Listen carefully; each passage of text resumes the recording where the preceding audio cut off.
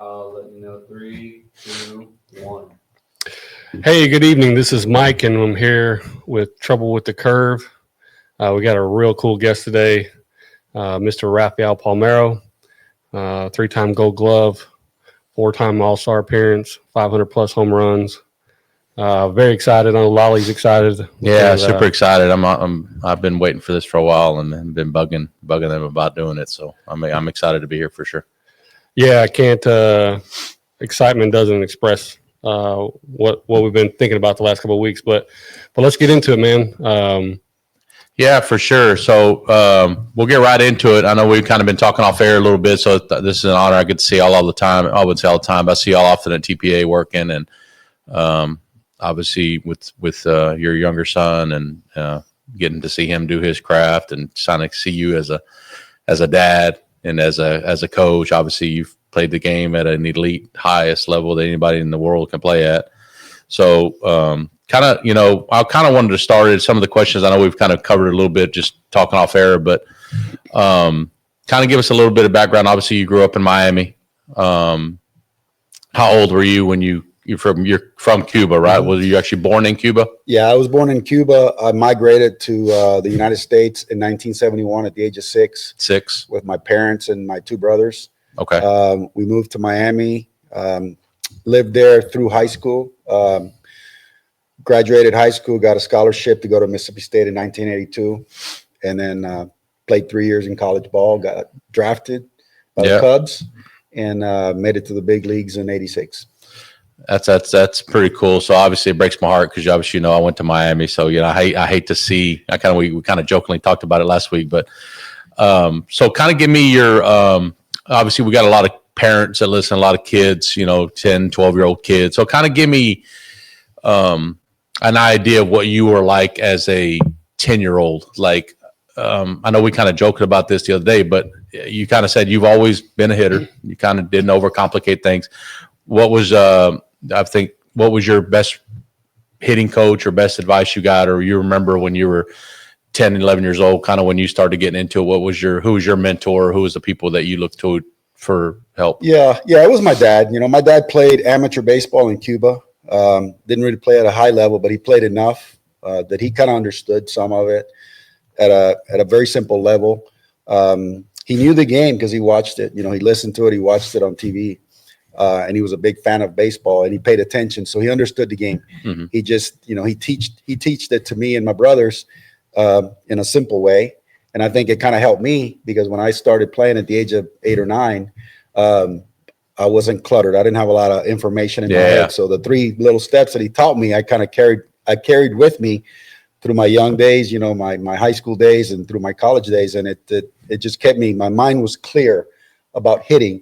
And so, but he was the one that taught me. He was, he knew enough that I was able to carry myself throughout my young days. So give me a typical Raffiel Palmeiro with his dad day at 10 years old. Like he'd come home from work or whatever he was doing, and what would y'all do? Like what would your day be? My dad was a construction worker in Miami. So back in the day in the 70s, Miami was, like, as you know, being there, that downtown area wasn't like that in the 70s. So my dad worked for a company that built those buildings. So he worked construction every day. Okay. So every day about 4 o'clock, 4:30, he would come home from work. He would change his shirt, get something to eat and drink, and my brothers and I would wait for him, and then we'd go to the ballpark. So how old are your brothers compared, like the age, how different in ages? So at the age of 10, my younger brother was 8, and my older brother was 11. He was about a year and a half older than me. And they all played baseball? Did y'all kind of play together in a sense? We did. I was the first one to start. So I started, my older brother kind of started with me about the same time. Mm-hmm. My younger brother didn't start till he was a little bit older, but we all went to the ballpark. I mean, we didn't start playing baseball like organized games until we were ready. So when I started practicing with my dad, I was probably about, 7, 8 years old. So we'd go to the ballpark every day. We'd hit and, take ground balls and take fly balls and do all the stuff that normal kids do. But we did that for a long time without ever playing a baseball game. And then finally, I was the first one that got into a game. And then my older brother was the second one. Do you remember like if it was what team it was or anything? Well, it was an academy. It was I can't remember the name of the academy, but it was an academy back in Miami. It was a big academy. It was like where all the Cuban kids were playing ball. Okay. And they had different age groups, like anything else, Yeah. But I started with the 9-year-old kids in my very first game.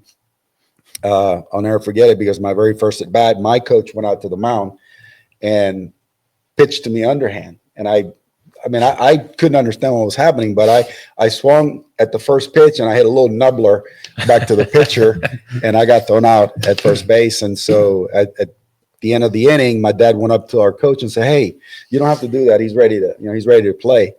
So the very next at bat, the very first pitch I saw hit a home run off the kid. And so that was the beginning.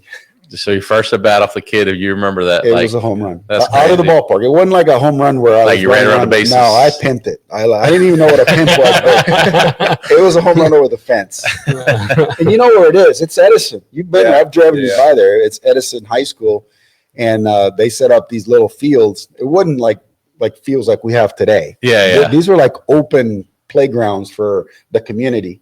And Yeah. they set up a little field with bases, and the wall was a wall that I guess there were homes on the other side of the wall. And so they set the field where it was about 230 feet from, home plate to the wall. And so basically if you hit it to the wall of the houses, you knew it was a home run. it went over the houses. I mean, it went over the roof. Oh, wow. So what do you remember, Pat, whenever he has taken you around there when's the last time you remember being, 10 years old, 12, 15, when you went with your dad in the car and he's telling you like, "Hey man, I used to play here. This is where grandma and grandpa lived." And Yeah. So when do you remember about that as a child? as a kid, we didn't really go around where he grew up too much. It was a rough area. I mean, he grew up in the hood, like in the inner city of Miami. So we didn't really go there too much. But as when we got older, we did the Thunder and Lightning documentary. He took us back to the place and showed us all the parks and stuff. And I mean, it's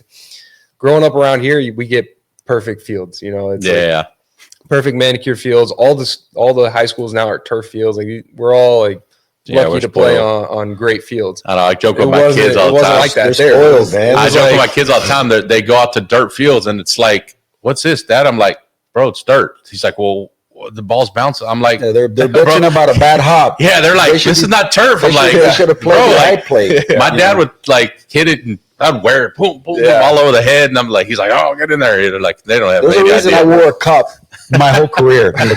He never wore a cup, and I was like, one day you're going to get hit in the nuts, Yeah. and you're going to remember that I told you to wear a cup. Yeah. So I got hit early on as a kid because the fields that we played on were Oh, they were rough. terrible. I remember that. It was just I remember bad. dreading going to take ground balls with my dad But because anyway, I knew they was go so ahead. bad. Yeah, but I mean, it's just growing up, and just seeing where they grew up, in the inner city like that, and just seeing the parks that they grew up and playing on. It just, I mean, you just kind of, you look at him and you're like, all right, 20 years, he's just my dad, but then you see where he grew up and you're like, man, you like made it out of here. That's pretty crazy. Yeah, that I you think came that's out of pretty cool that he place. took you to be able to kind of see, maybe not have stopped, you kind of just slowly drove by. Yeah. But I think it is pretty cool because I think a lot of the guys that I've ever spoke to, they have that there's some type of story, there's some type of grind and some type of hard work that, even with my kids, you always want, and I'm sure your dad does too, wants better for your kids and he had growing up, and we want better things and nicer stuff for them. But then, it's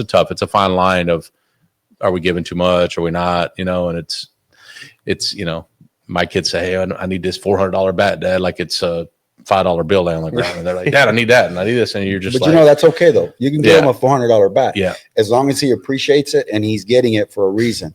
Okay. Yeah. That's Because true.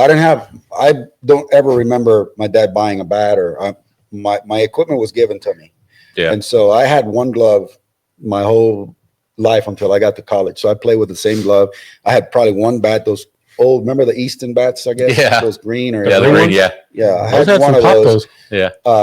And so I used it. I probably used a much bigger bat when I was little because my dad wasn't going to keep buying me bats. Plus they weren't $400. They were probably $39. 30, Yeah. 40 bucks. Yeah. But I mean, it's okay to buy your kid a $400 bat because there's no other options at this point.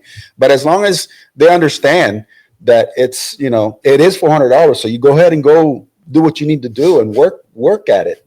Don't just be Yeah. a privileged little kid that you just need to get whatever you want, because I didn't have any of that. And so my dad basically taught me early on that if you want something, you better go work for it. Yeah, and Let's, I think that was one of the things that we had talked about last time too, is that your dad was kind of like my dad. He was like, hey, like y'all didn't have the money to go to college or anything. You weren't going to go just to Miami to be a student. Like he's like, I think you told me, like he was like, if you want to go to college, you better take your ass outside and practice, bro.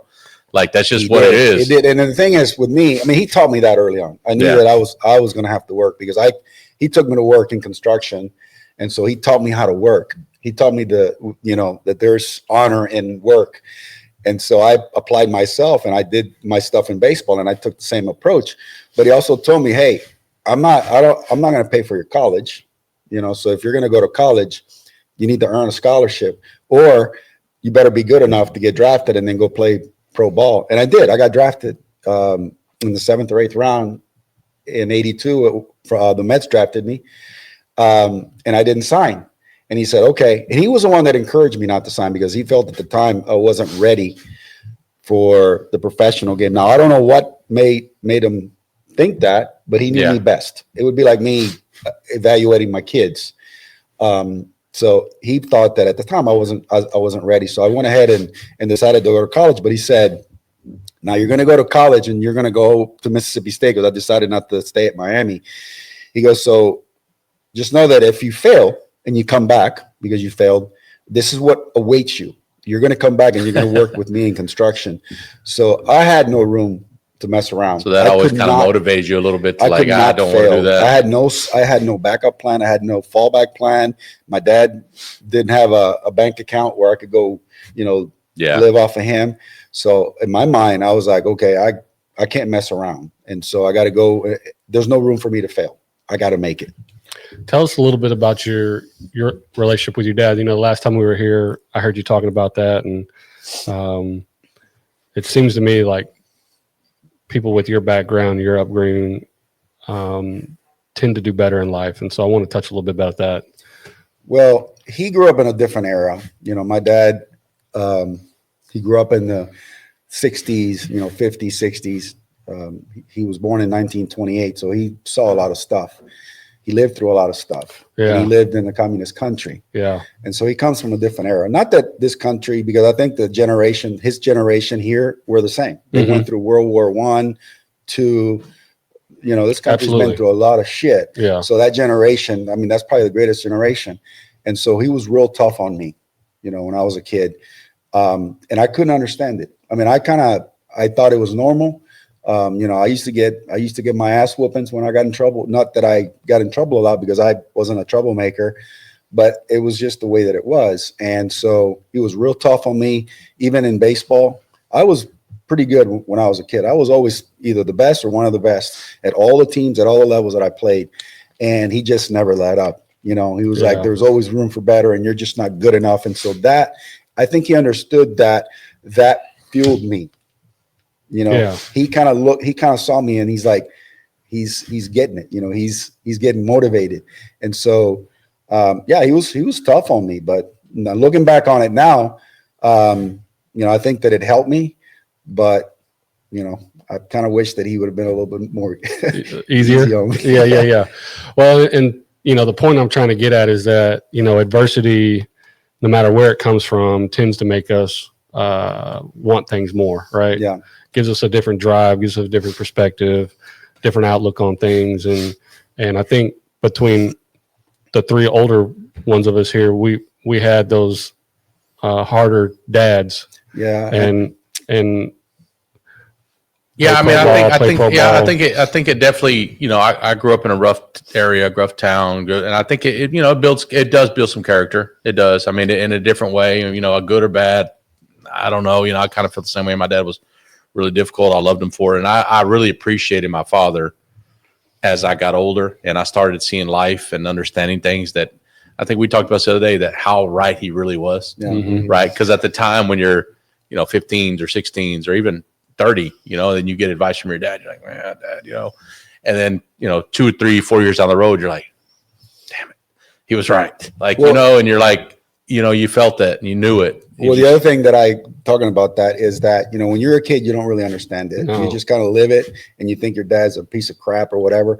But, we immigrated to this country, and my dad was early 40s, maybe 40, 41 years old. So I remember when I was 40, but we immigrated here. So we were three little kids, my mom and dad, no money, we didn't know anybody, and we never took any government help. So from day one, it was just work, baseball, school, and we struggled. There were times when we were going hungry. Mhm. My dad, and he was working on the third day that we were in this country. He had a job. It wasn't like he was getting government checks or anything like that. He never accepted any money.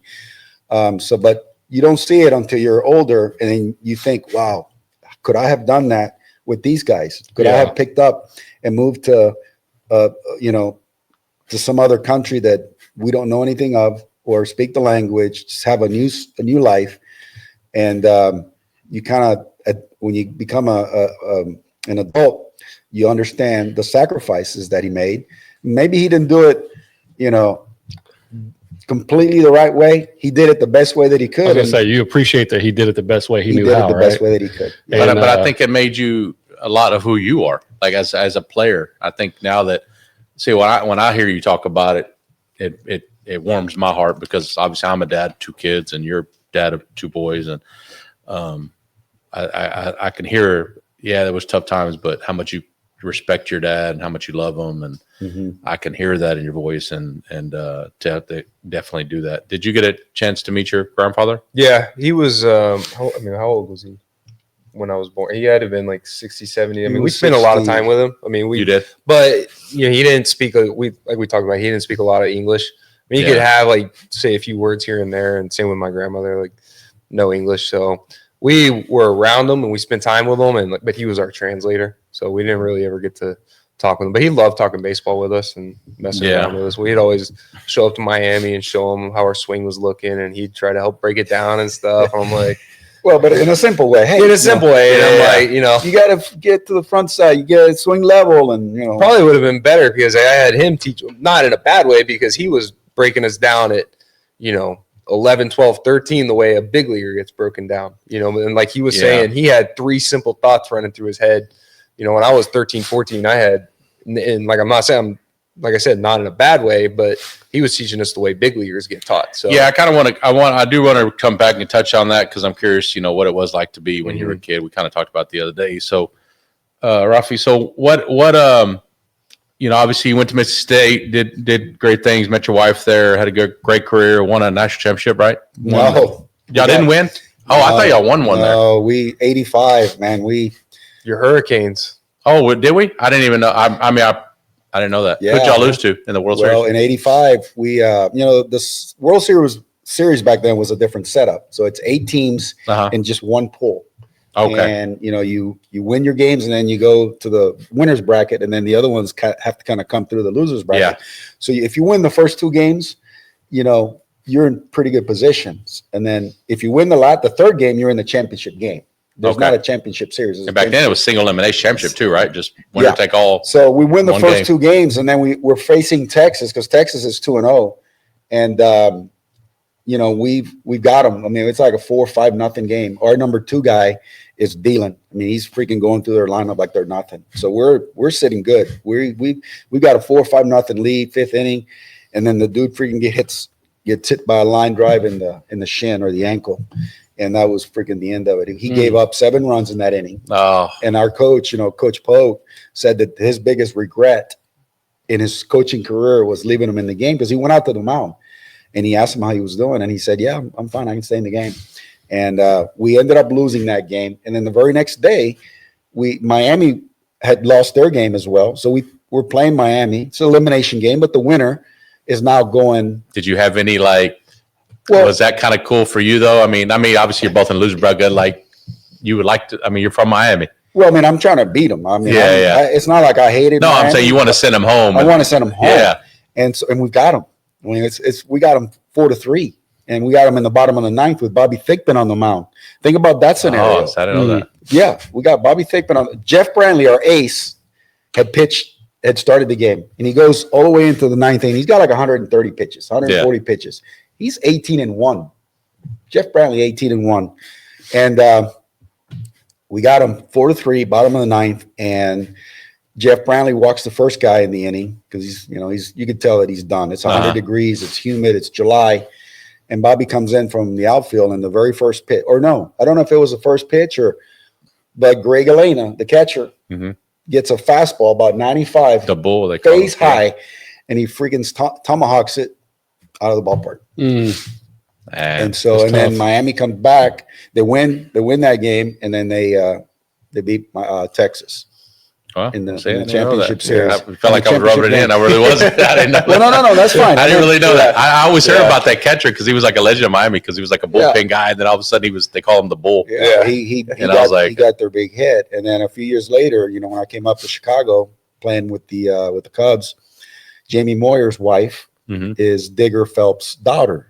And so Digger was the head basketball coach at Notre Dame. So the convicts versus the Catholics game. Yeah. Well, I went to that game in 88 or 87. I don't know if it was 87 or 88. But Jamie invited us to the game because we were living in Chicago. And so we drive to Notre Dame, which is not very far. It's like an hour and a half to South Bend. And we stay at Digger's house. And so we go to the game. We go early, and we're at the above the press box while the teams are on the field practicing, and we're talking and stuff. And here comes Ron Frazier, Miami head baseball coach, and he comes up to me and he goes, "Hey, Ruff, how you doing?" He shakes my hand, and he meets his mom, my wife, and we just kind of started talking. And he goes like this, and he goes, "Look at what you missed." He goes, "Look at what you missed," because he had the national championship ring in '85. And so I kind of looked at him and I put my arm around his mom and I said, "But look at what I got." So there you go. It was that. Yeah, he was a good guy. He was a good guy. I had an opportunity to meet him a few times there when I was in Miami in the late '90s, and they got a statue of him. They just did a statue of him a couple years back there at the field. And he was a great coach, but he wanted to redshirt me as a freshman.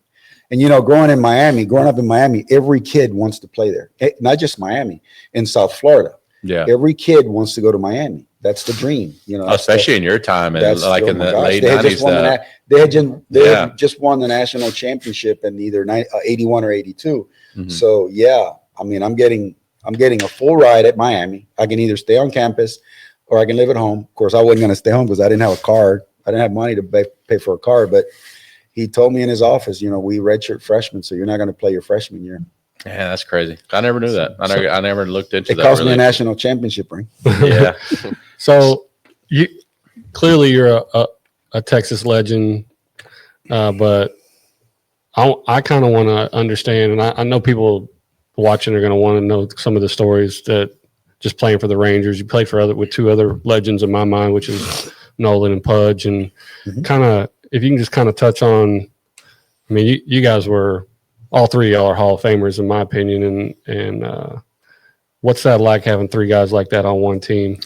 Well, playing with Nolan was a little bit different because Nolan was already up there, a legend. Yeah, because when I came here in '88 or '89, Nolan was already a 20-year career veteran. He had just signed with the Rangers, and he was already in his 21st major league career. He had already had his career.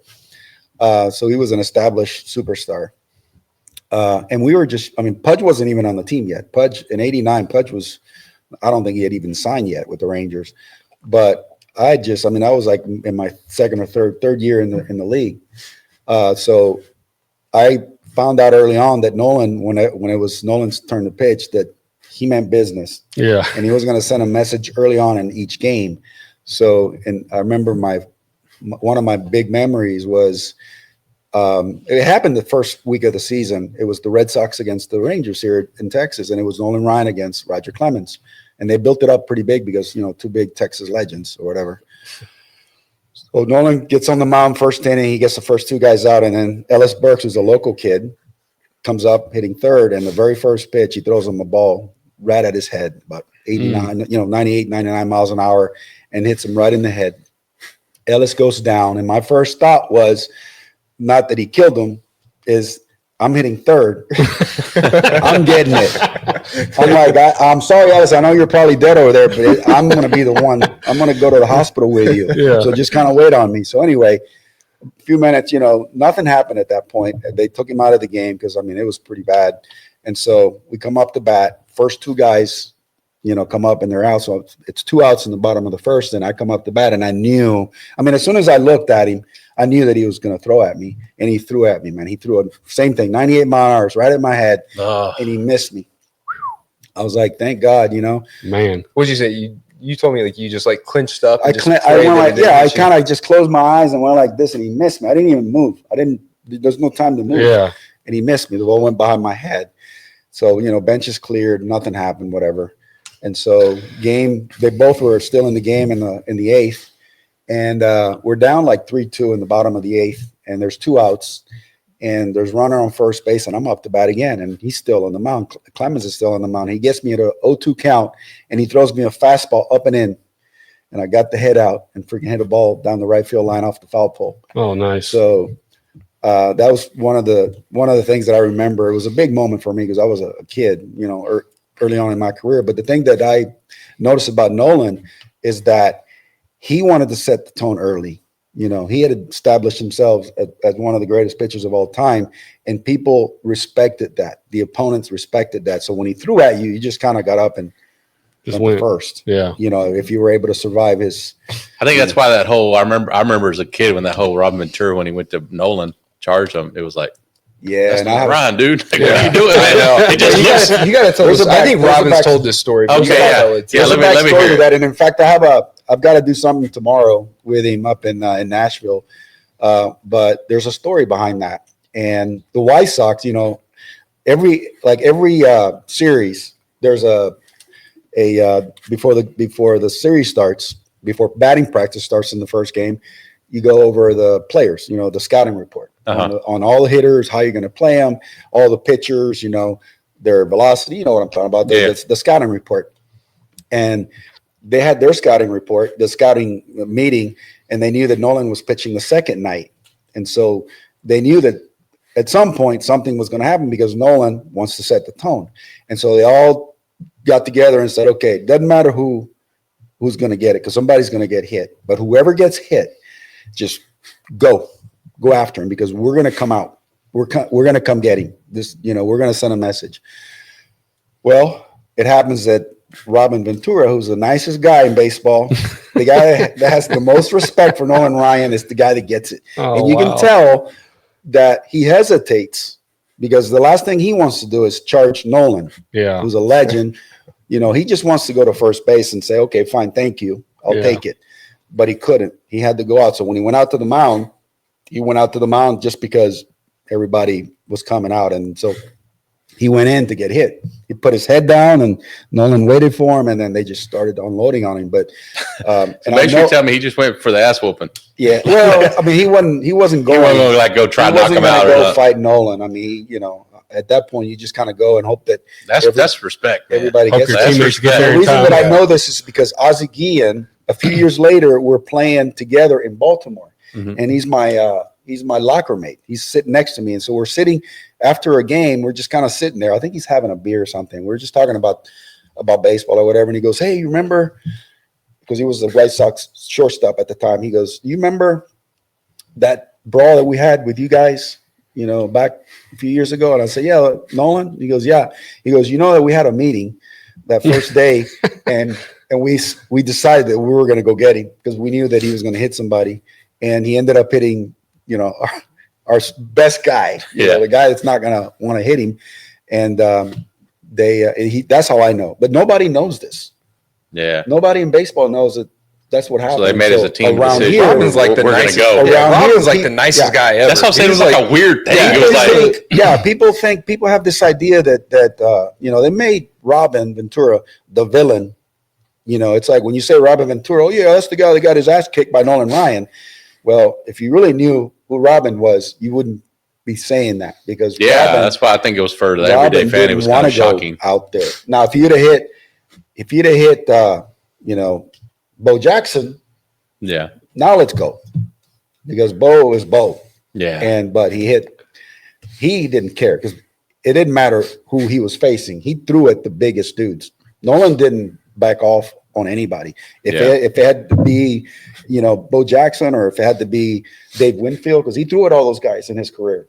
Was there other guys that you played against that kind of had that same? I mean, I guess Clemens kind of, and Pedro a little bit. I don't know if you with that, but Clemens kind of had that aura about him a little bit. Like he was going to most pitchers, tough guy. Most pitchers that I played against or played with back then, especially early on in my career, because I played with Rick Sutcliffe and he did the same thing. But the thing about Rick is that he never threw at anybody's head. In fact, I remember getting hit one game, and I came back to the dugout and he goes, "Hey, I'll handle it. Don't worry, I'll take care of it." And he did. The very next inning, he threw at their first baseman, but he hit him in the butt. Yeah. So, but yeah, I think back then most pitchers, it was just kind of known. You didn't have to tell the manager or the coach didn't have to tell them, "Hey, you need to do this." Yeah. It was kind of known that at some point you're going to have to send a message. And most guys did, and most guys did it the right way. There were a handful of guys like Pedro, like Nolan, like Clemens. They didn't care. They were gonna, they were coming up and in. They were going. It was personal, and they almost had to live to that reputation. I don't know that they were created. trying to, injure somebody, but when they wanted to send a message, they didn't send a message, low. And that's why I always thought when I played, like, I don't know when, I think when we played, we're not too far apart in age, is that I remember a guy would hit a home run from me, even in Miami, and he'd pip it, and I'd be like, oh, I was so mad at him because I was like, bro, you just like got me worn here. Yeah. Like, so like we didn't really do it. Like you would do it every now and again, end of a game or something, because you knew the next day, but whatever. But like in pro ball, especially, man, like you just don't, there's certain, like there were so many rules, like unknown rules. I remember when I got to pro ball and in the minor league camp, the guys were telling you can't do this, you can't go here, you can't do, Well, here's the other thing. You get hit. So let's say I get hit and I go to first base. Guess who's going to pay? Mm-hmm. The second baseman. Yeah. If there's a ground ball, Getting the cleats. second baseman pays, or the shortstop pays. Going That's hard, the mindset. Not that you're trying to freaking kill him, but the second baseman and the shortstop now know. They now know that the guy that just got hit is going to come try to take him out in a double play. Yeah. And those are the unwritten things in game. Back then, you could run over catchers and everything. Run over a catcher. Yeah. Now, everything's much softer. which I like it. I'm kind of good with it because it's safe. You keep the players safe.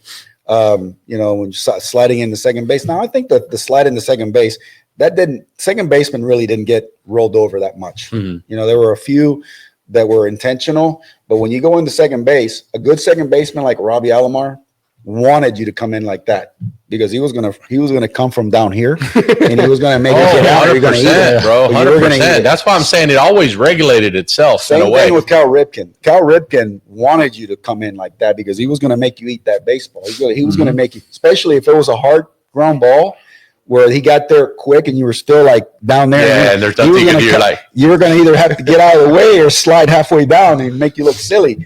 But so there was ways to police. Did you ever, as a player, when you played, have any confrontation, like run over a catcher and you got a little push a match or charge him out? Never. No, I never hit a catcher. I never came in hard. I always slid. You always slid. I always slid around him or slid. Never. Yeah, I think it's one of those things. It's like, it's always, as a fan, right? It's like going to a hockey game. You see them fighting, everybody's like, oh, yeah. I think it's always cool. And then somebody really, really important to the game gets hurt, like the Buster Posey thing. Yeah. If it wasn't Buster Posey, if it was somebody else, he was the face of baseball at the time. That's probably why you never got into anything, because he always was the guy that was going to get it. He's hitting 3-4 hole. He's the guy that's going to get the fastball. Well, the thing with the catcher too is that somebody's going to get hurt. It doesn't matter if you're coming in. He's got equipment on. You can come in hard and you can still hurt yourself. And I always stayed away from all that stuff because I wanted to stay in the lineup. So I never came in hard on a second baseman. I mean, I came in. Yeah, that's true. But I didn't come up with my feet up in the air to try to spike him. Sometimes I came in and I was trying to take his feet out. Yeah. To see if he could maybe get out of the way and maybe have him make a bad throw. But it was never to hurt him. I was just trying to break up a double play. Did you ever have any major injuries in your career? No, I never missed time. Really? Never. I was going to say, as Never a kid, missed I any don't. I don't remember either. I was trying to think while you were talking I was never about on it. the Well, you DL. had the knee surgery. You got to tell them how you got ready for the season that Oh. year with the knee surgery. Yeah, it was my first year back in '99. So I had knee surgery in the off season. I had signed with the Rangers, and I went to see Dr. Conway, who was one of their doctors. He's a surgeon, and I was having trouble with my right knee, and so he went in there and cleaned out my knee. I think I had a little tear in my meniscus. Mhm. So I go to spring training. This is my first year back with the Rangers, and so I'm rehabbing. First 2 weeks or whatever, I'm not doing anything other than just lifting weights and doing my rehab. And I re-hurt my knee again. I was out there jogging and I heard a pop and redid it. So we came back, had surgery again, and went back to spring training. For the rest of spring training, I was doing the same thing. So I spent 4 weeks in spring training just doing rehab stuff. And the very last day, the team was about to leave. The team was coming home. We were going to break camp, and the next to that last day, I actually finally got in a game, and I went to a minor league game, AAA game, where I led off every inning. I got 18 at bats in a 9-inning game. Dang. I did. So that was my only game in spring training. I had 18 at bats, and then I came here, and we had 2 games before the season. Before opening day, we had 2 games against somebody, and I got another 8 at bats. And so Johnny Oates, we go to opening day. It's a day game, and Johnny, he calls me in the office and he says, "Hey, are you ready? Can you go?" And I said, "Yeah, I think I'm pretty good." And I went in there with the trainer, and the trainer said, "Hey, I'll take him out there and I'm gonna run him a little bit and see how he's doing." So I went out to the outfield. This is 30 minutes, 45 minutes for the game. So I did my sprints half speed at best. I came back in. He asked me again. And I said, "I'm ready to go." Because he said, if you weren't ready, they were going to put me on the disabled list. Oh, okay. I was either going to start or I was going to go on the DL. And I was like, I'm not going on the DL. So I got in the lineup, and that was my best year in baseball. Tell them the numbers you put up. Yeah, I mean, I had 324 with 47 homers and 148 RBIs. I was a player of the year in Major League Baseball that year, and I was doing it. Yeah, I was going to ask you that. That was something I found interesting the other day when we were here at your house in your room. Obviously, you got a beautiful man cave here of stuff, but you said something to me. You have your Gold Gloves kind of sitting over there and stuff, and you kind of pointed at that little. The one in the middle. Right in the middle. Yeah, that's my favorite award. Yeah, some of the ones The up top, players voted on it. I think you told me. There's some Player of the Month awards for that year. I got 4 Player of the Month in the American League, and I was the first player in the history of that award, which is a Sporting News Player of the Year, which is voted on by all the Major League players from both leagues. And I was the first player that was voted that award that didn't win the MVP of the league. Pudge won it that year. He won the MVP that year, which is fine because I saw him play every day, and he had an incredible year, and he deserved it as well. Yeah. So I kind of want to talk to you. Let's transition a little bit into you, Patrick. The kind of obviously you went to Collegeville Heritage High School. Mm-hmm. You played here. What years were you there? I graduated in 2008. 2008. Did y'all have some pretty good teams when We you had were a- there? So I was only there for a year. I went to private school for Oh, you did? 3 years. Yeah, Okay. I went to Fourth Christian. Forward Christian. And then I was, small school, doesn't really get seen. I was like, I need to get to a bigger school. So as I a can- senior, you went to Heritage. transferred over as a senior. And then that team, we didn't make it very far. I think we made it to the first round of playoffs. But we were one of those teams that was loaded with talent, just couldn't put it together. We had I don't know, Who was your coach then? Do you remember? Alan McDougal. Oh, it was McDougal? Yeah, then? McDougal Okay. is still there.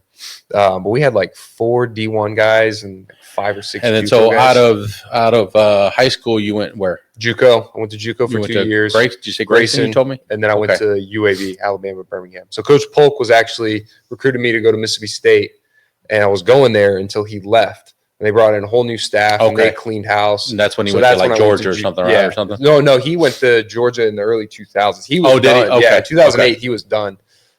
He was an assistant though. Well, that's what I was going to say. So he a year later, he went to UAB as just a volunteer assistant to help out my head coach, Brian Shoup, who was a graduate assistant at Mississippi State when he was there. Okay. So I pretty much just followed Coach Polk to UAB. Yeah. and, went And there. you played third? third base. So you're a righty, Mhm. right? righty, okay. righty. And what kind of what was your what kind of player were you really? And Yeah, I was in your eyes? My Power eyes, I was guy. a power guy, struck out too much, good third baseman. I could pick it at third. I had a Could good click arm. Yeah, You run pretty well. no, I didn't get anything. I got his legs. I couldn't What are run. you talking about? I ran pretty You, well. he says he When I ran was your pretty well. age, when I was your age, when I was in college, I could run. We've got the tapes. We I could found run. the tapes. I could We You And say I your wasn't- dad. That's one thing I asked your dad the other day because a lot of people didn't know he came up as an outfielder, right? Your I whole played outfield career. too, though. Yeah. And then so you back then y'all didn't really like run 60s and stuff. Time did you? We Like did, when you but no, remember it in wasn't high- important. They didn't evaluate us that way. Man. No. They just evaluated us on how we Isn't that crazy how it's changed? Like Yeah. now it's like some 28-year-old puts a ding ding ding in the computer and says, "Okay, draft him the third round." It's all. And, like, it's all. it's like yeah. it seems like that's where it goes. Like Mhm. nobody knows. Like in our day, is like some old 60-year-old man was watching you play, and he's like, "That kid can play. yeah. Like that kid can play." So Teams are cutting scouting departments and just going straight to analytics. So he from wasn't there, that bad. He could run a little. I bit. could run Could a he? little bit, but I wasn't Average runner, I then was probably average. runner. Yeah, I wasn't. but I mean, you're a corner guy. It probably wasn't. yeah, I just I mean, you needed. weren't I needed it expected bad. to Good run. defense, strong arm, good power, below average. You know, maybe average to below average runner. But I mean, he had a chance. He played pro ball. Okay. So then from there, you went and played some pro ball with Played both Pirates. I think I remember. the White Sox. White Sox? Signed Okay. out of college with the White Sox, 3 years, and then played indie ball for 4 years. After Okay. that, And then you kind of got into now you're working with the Boris yep, agency. and working Um, for Scott Did Boras. you kind of go right into that after playing? Yeah, so I got done in 2019. Went to spring training with the indie ball team that I was playing with. Kind of knew that I was at the end. Didn't work out. They were going with like a younger team. They released me. I was like, this is fine. Like I can move on and go do something else. We've known Scott and all the guys at Boris Corp forever. So I called them. You got to tell him about Scott. How you know Scott? Because Scott was your baby. Well, Champerino. Scott Champerino Yeah, was Scott like he came up. His Yeah, I was going to ask you how you kind of yeah. got So to Scott there. Champerino, he's a vice president of our company. we were teammates. We're teammates in Texas. So his debut Okay. year was the year that I was born, and so I've known him my whole entire Okay. life, and Scott. You were Boras running is- around in diapers, and he was. he was seeing like, you he in was the locker babysitting room. me. Yeah, him Yeah. and Kenny Rogers were babysitting. And I me, knew it's Scott just- Boras from the time we kind of started. Because he didn't represent you, I think you told No. me, right? But Yeah, he he, did. that's, Yeah, but so all it's his kinda- Kenny Rogers, Kevin Kevin Brown, all those guys. He was best always friends around with, because so. these guys were. just kind of saw him around. Yeah. all the time, yeah. Always. But yeah, so 2019, I was done playing. I called them and I was like, "Hey, I need advice on what I should do. Should I go back to Next. school? Like, I'm not looking for anything. Just give me some advice on what I should do." And they were like, "Hey, we're getting through the draft. Let me call you back in, like a month, and we'll talk about it." He's like, "Just take a month and just kind of figure some stuff out." And he called me back and he was like, "Hey, we've got a spot in Texas if you want to come work for the company." I was like, "Absolutely. Let's Did do you it." start So immediately doing what you're doing now, or Yeah, was it kind of so a smaller role at the time? no, same thing I'm doing now. I signed on and went straight to area codes and started So- working right away. Kind of just pick your brain, obviously, because we've spoke about Luke and some of the other stuff like that. So do you, like when you're in Texas, I know you work with the Holiday Brothers. Mhm. So those are probably pretty simple, right? I mean, you see them, you're like, all right, that guy's a stud. Yeah. I mean, it doesn't take you long, right? Is there certain, like, do you go at your level to like look for players to scout them? Kind of what are you looking for yourself to see? Like, okay, because obviously you got the perfect game rankings and all Yeah. these rankings in USA and all that stuff. But when you go watch a kid, so somebody says, "Hey man, there's this good kid in Mhm. Frisco," and you go up there and you're like, "All right, let me look." And Yeah. what do you kind of look for whenever you're from your eyes that you're looking to see that lights you up that says, "Yeah, man, I like that." Yeah. So for me, it's What do you- just what do you they see? got to stand out. It's got to be something that sets them apart from everybody else. Like Mhm. when I saw Jackson play, he had the swing. He was smaller than everybody else, but he had the swing. And I remember, I tell people this all the time. He, with the wood bat, he would turn balls around and he would like go down with one hand and flick balls off the wall like it was nothing. So I was like, all right, he's got something in his hands and his wrist. Like he's got an extra like level there. There's another kid, I went and saw this kid another Oklahoma kid, and he was just like, he was hitting balls through like a 30-mile-an-hour wind. And I was like, damn, like I've never seen a kid hit this thing. It's like watching Luke. Like you don't see too many kids his age throw the way I showed him a video and he goes, Carlos Rodon. like immediately because of Yeah. the mechanics and everything. It's like, it's perfect. Like he throws, all the mechanics are perfect. So it's like, you look for those guys that are, because the Boris Corps, we're selective on the players. Like we go after the guys that are the big fish. Yeah, And I think so that was it's- the attractive thing. Like when you sit down and hear Scott and you're talking, and then think like, shit. I mean, as a 18, 17, 20-year-old, it's hard to say no, dude. Yeah. Like it's like so impressive, you know. Yeah, And I the- think, you know, talking as a dad, for example. I mean, obviously we all want best for our kids, right? And we want the most for them. And it's very impressive, you know, the company that you work for. Yeah. And it speaks for itself. You know, I know, you know, I was joking with you earlier, like anytime there's a bad contract, oh, it's Scott's fault. You Yeah. know? It's like, no, I mean, the players got to take some accountability too. I mean, Yeah. if you have a great year, it's easy. You know, you got Juan Soto, he signed in days. Yeah. Like the biggest contract in history. Like you would think, you know, you'd take that contract, you know, with A-Rod having the contract back in the day, that probably took a long, like it, there Mhm. was so many things. Now it's just like nothing, you know. Yeah. and Well, it's like I was telling you, only a earlier, guy like too, that with- can do that. Yeah, it's like I was saying earlier with you know, like Snell and Chapman. Like, hey, you know, we were getting, you know, blasted saying, "Oh, these are terrible deals." Well, 2 years ago, if you would have said, "Hey, Matt Chapman's going to sign a, you know, 6-year deal for $200 million," you'd be like, "That's a really good deal." Same with Blake Snell. Now, at the time, they were signing these, you know, 2-3 year deals with the opt-outs, and it optically it looked bad, but they bet on themselves because they knew that they had Scott in their corner. You know, and Is he this- was going to go to work for them. Yeah. And if they go put the numbers up, he's gonna go get them their money. I know, right? Imagine if And they he put did. up really good numbers. Yeah. And so Snell goes out there and he has another great year and he gets his money and he signs, you know, a 6-year, $200 million deal. And so they Yeah. ended up getting what they deserved. Have you learned quite a bit in the business from Scott and some of the guys that he's you've been all around? yeah. He's all hands on. He knows every in and out of this company. Everybody thinks, oh, you're not going to hear from Scott. You're not going to know Scott. And you know, he is involved in the amateur side. He knows all the players. He knows all the I bet rankings. it's a busy He dude, knows, yeah. That's a busy man. I bet. He's all about it. So he knows everything going on. Do you plan? I mean, it's just something you have passion for, and you plan on doing Oh yeah. for the foreseeable future. Yeah, I mean, for it's your, like for you and your family. For me, it's great because I'm in the game. You know, I'm able to impact young kids' lives. I'm able to, you know, help them. For me, it's just seeing, you know, kids having the right information. A lot of companies don't. They just want to get their kids signed and they want to just take that commission check. For us, it's about getting kids to the big leagues and having a long career. We want these guys to play 10, 20 years in the big leagues and set themselves and their future generations up for the rest of their lives. So for me, it's, you know, educating the kids, like making sure Luke has all the information, knows, you know, the right path that he needs to take that's going to get him to the big leagues. Because I you know, when we talked, you know, I would say this, and I'm sure your dad would understand this as a father and as a player too, but or as a father, is that, man, we just want what's best for our kids. Mhm. Like we know a lot. I fear I know a lot. I don't know it all. Like when you start getting into money and this and go here and do that, there's so many things. When me and your dad grew up, you just played in the park up the street, and 16, 17, somebody would see you hopefully, and that's just what it was. There was Yeah. no showcases running around everywhere. There wasn't. I mean, it just was. It was just like, so back in the day, you're like, well, you can find a player anywhere. Well, maybe you could, like, you can go in the middle of Omaha, Nebraska, or in the hood of Miami, or in Grand Prairie, Tech. Like you could back then. Now there's so many showcases, so many Yeah. things.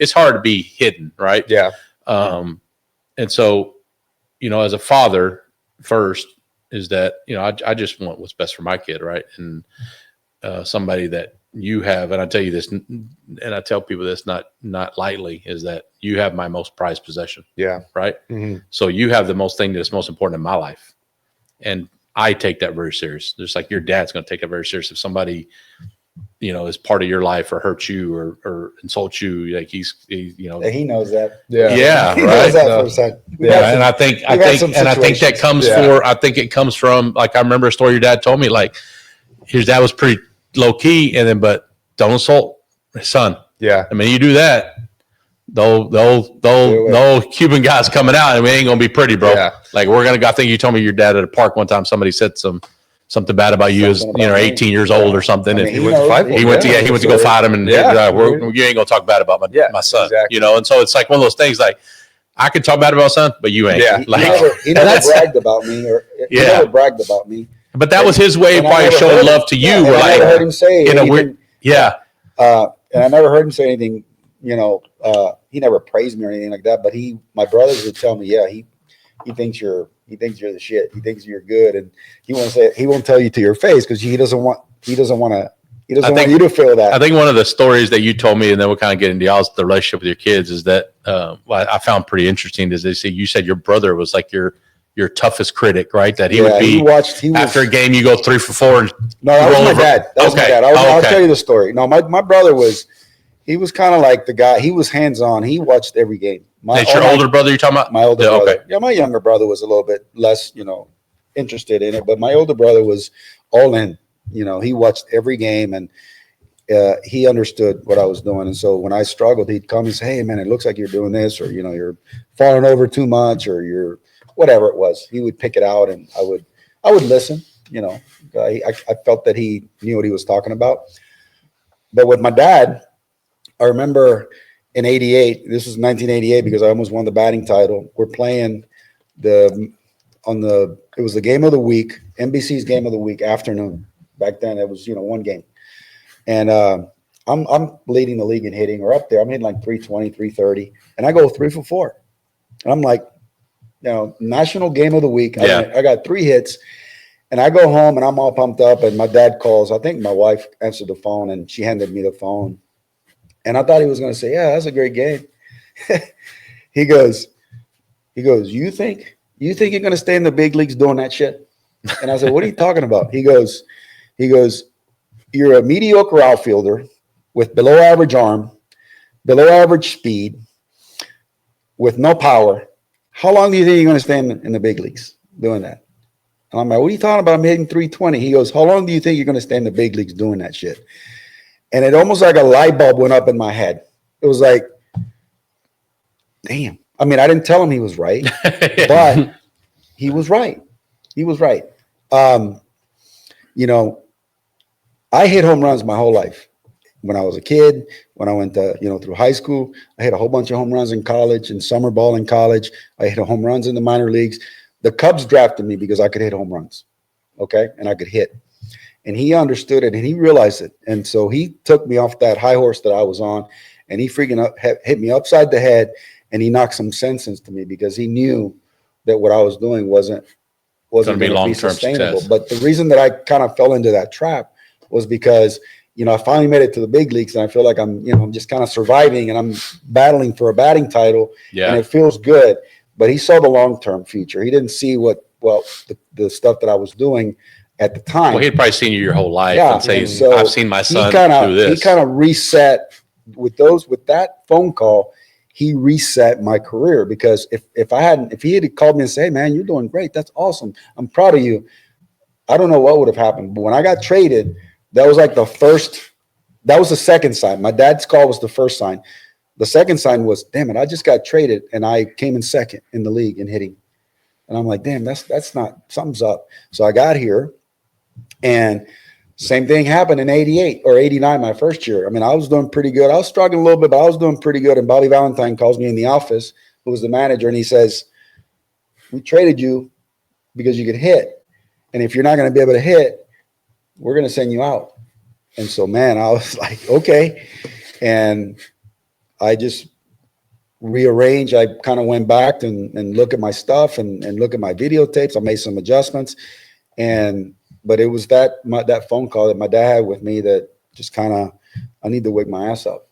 That's what's crazy is that, like, your son, obviously sitting here with us, Mike, but like when they tell stories and Rafi tells stories like that, or he has a son here, it becomes real, right? Right. Like I go to TPA, right? the cages and hit, and he'll be in there with Preston hitting, and there's a bunch of dads that are 40, 50 years old running, walk around. You can hear him because he's in the cage. So I'm kind of walking. Oh, that's Raffiel Palmeiro. That's Raffiel. And he's a legend. He's a huger than life to them, because that was our generation that we grew up in seeing him play. Yeah. And when you see, like, it becomes real because, my dad was calling me, kind of telling me I didn't do real good on 3 or 4. Like that's stuff that me and you do, like we would do, right? Yeah. And it becomes like realistic, like, I don't know, puts it in like perspective of like, he's no different than all of us, and other than he was a great baseball player and could really hit. It's crazy because it just becomes real, I guess. that's not just in sports. I mean, I got a 17-year-old that's not playing any sports right now, and I had to have a conversation with him about, hey, I'm okay being the bad guy in your story until you figure it out. He's being a knucklehead, nothing major, just being a knucklehead and not handling his business. And I had to look at his mom and look at him and just tell him, like, I'll be the bad guy. I don't have a problem being the bad guy, but you're going to do it the way you need to do it. You're going to handle your business, and if you don't, well, then go be a man. Be on your own. And those are tough conversations, but you got to have those in sports, in life, just in general. Like, no one cares. No one's coming for us, right? Yeah. No one's going to bail us out. No, that's for sure. I mean, I jokingly, we talked about Patrick the other day. We were talking to you about when you grew up, and I was like, bro, what was it like? You're like, oh, bro, I don't know. I was like 8, 9 years old, running around the locker room with all these famous players, and you didn't really know. Like, you just thought that was like normal. That was life. Like, oh, my dad's changing, and I think your dad said you'd be in the locker room eating and taking showers with the guys. So the best, like, I showed up to kindergarten, and the first thing I asked the first kid I met is what number his dad was. Because I just thought everybody's dad had a number. Like, to me, it was like, it's 3:00. We're going to the field. Like, I get to the field, I go throw my uniform on, I go play catch with Pudge. Yeah, that's what I'm saying. You're out there playing catch with and watching a couple plays with A-Rod. I'm taking ground balls, and I remember in spring training one year, A-Rod just pulled me to the side, and he's just like, let's throw together. And he just wanted to play. And that's one of the greatest baseball players that ever lived. And to me, it was just time, like, you probably didn't really like, I appreciate it now. And now I look back and I'm like, that was so unheard of. And he was talking about, and we were saying about the bats and the gloves. He had one glove. Man, I was first in line when the Wilson guys would show up with bags full. I was picking out every glove that I wanted. I'd leave with 2 or 3 gloves. The truck would pull up in spring training sometimes. This big, massive 18-wheeler would pull up. There's Patrick Rawlings or Wilson. And these kids would run up to the truck because I knew the guy. I knew those guys. They came around all year. They would come around. Yeah. And these kids are in there freaking picking their stuff out like they were freaking big leaguers guys. We're first in line with the spread, crushing spread. Do you remember any other like players, like kids like that was y'all's age running around? Yeah, so somebody's like, I don't know who. Late 90s, early 2000s group was really. We had like Pudge's kid was there, Juan's kid was there. A bunch of kids. I mean, it was like the trainers' kid. They had both trainers had 2 kids that were around our age. So we would always go shag fly balls during BP. Then we would come in and we'd stay like down in the tunnel. We'd take like a sanitary sock, wrap it up in like tape, and go play tape ball in the cage until these guys came in to get ready for the game. And we'd go sit up in the stands and watch the game. You would sit up and watch stands sometimes. Or if we like a lot of the times we'd go on the road with them. Because we'd travel, with my mom or whatever, but we'd go to the field with him, and we'd just sit in the clubhouse during the game.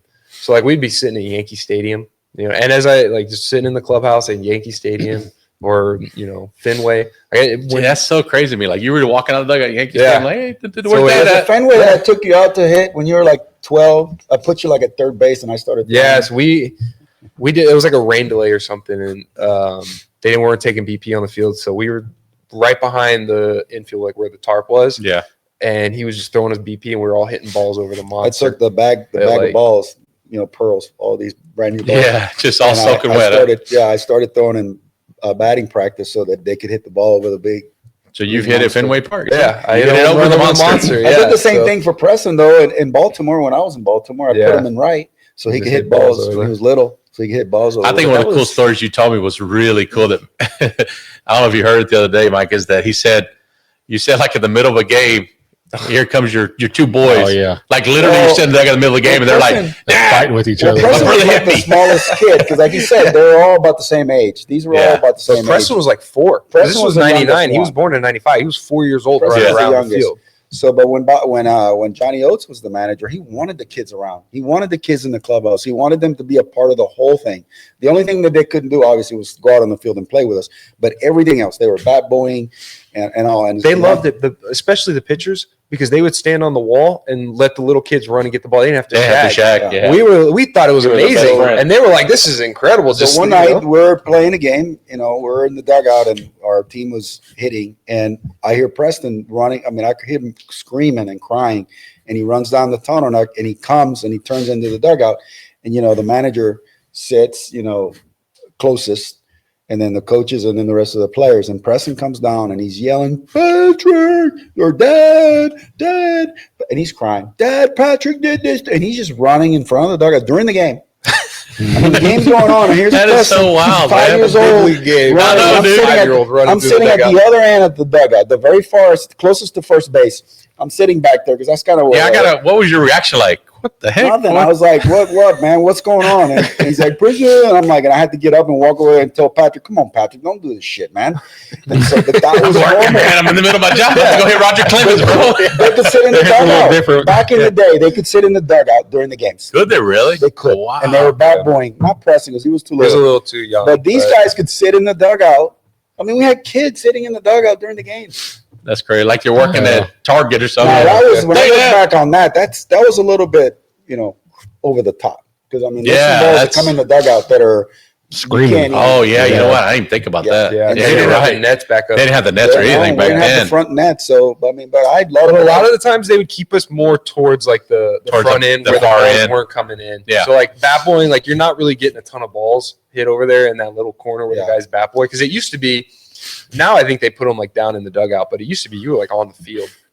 So let's talk a little bit about hitting, Rafi.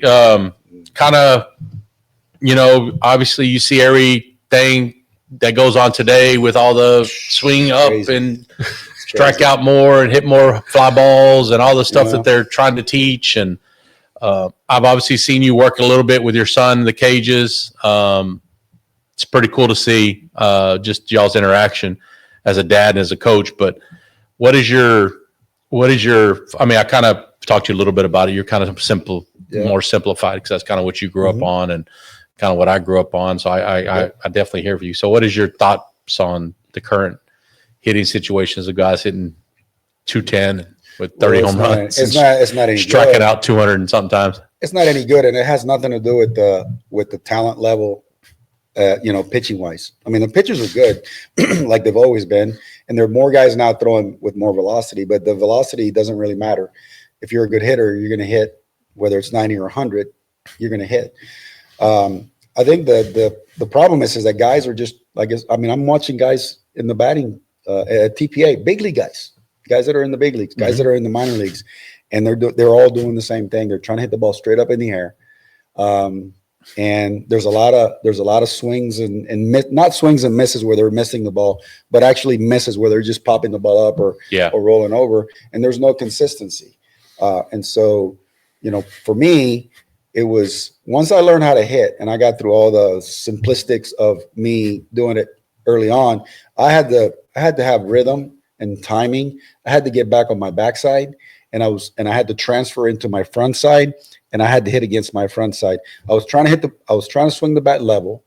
Okay. In my mind, I was trying to swing the bat level down through it, level, and I was trying to hit the ball out in front of home plate. Now, what I mean by that is I'm letting the ball get deep, but I'm trying to catch it before it's too late. That's one of the things I always remember as a kid. Let the ball get deep. Let the ball get deep. Let them go. Yeah. And I remember being in college, and they were like, I don't know why. Like people tell you stuff in your life, and you just remember, right? Mm-hmm. Like little sayings. Like I remember our coach at Miami was like, "Bro, anybody at Miami can hit a home run to left field. Mhm. If you want to live in Miami and you want Ferraris and Bentleys, hit a home run to right center. Mhm. If you can, as a right-handed hitter, Yeah. so as a left-handed hitter, hit the ball out. If you can hit the ball out to left center consistently, that's going to get you paid, and you're going to be. That's the best way to hit. I mean, I couldn't do that myself because I didn't have the power to hit the ball out of the ballpark. Which is crazy. You had a lot of home runs. I did, And you say you didn't have power. I could drive the ball the other way, and I hit a few home runs the other way, and I had the swing to be able to hit the ball to left center when I wanted to hit the ball to left center. I had that swing because my swing was compact.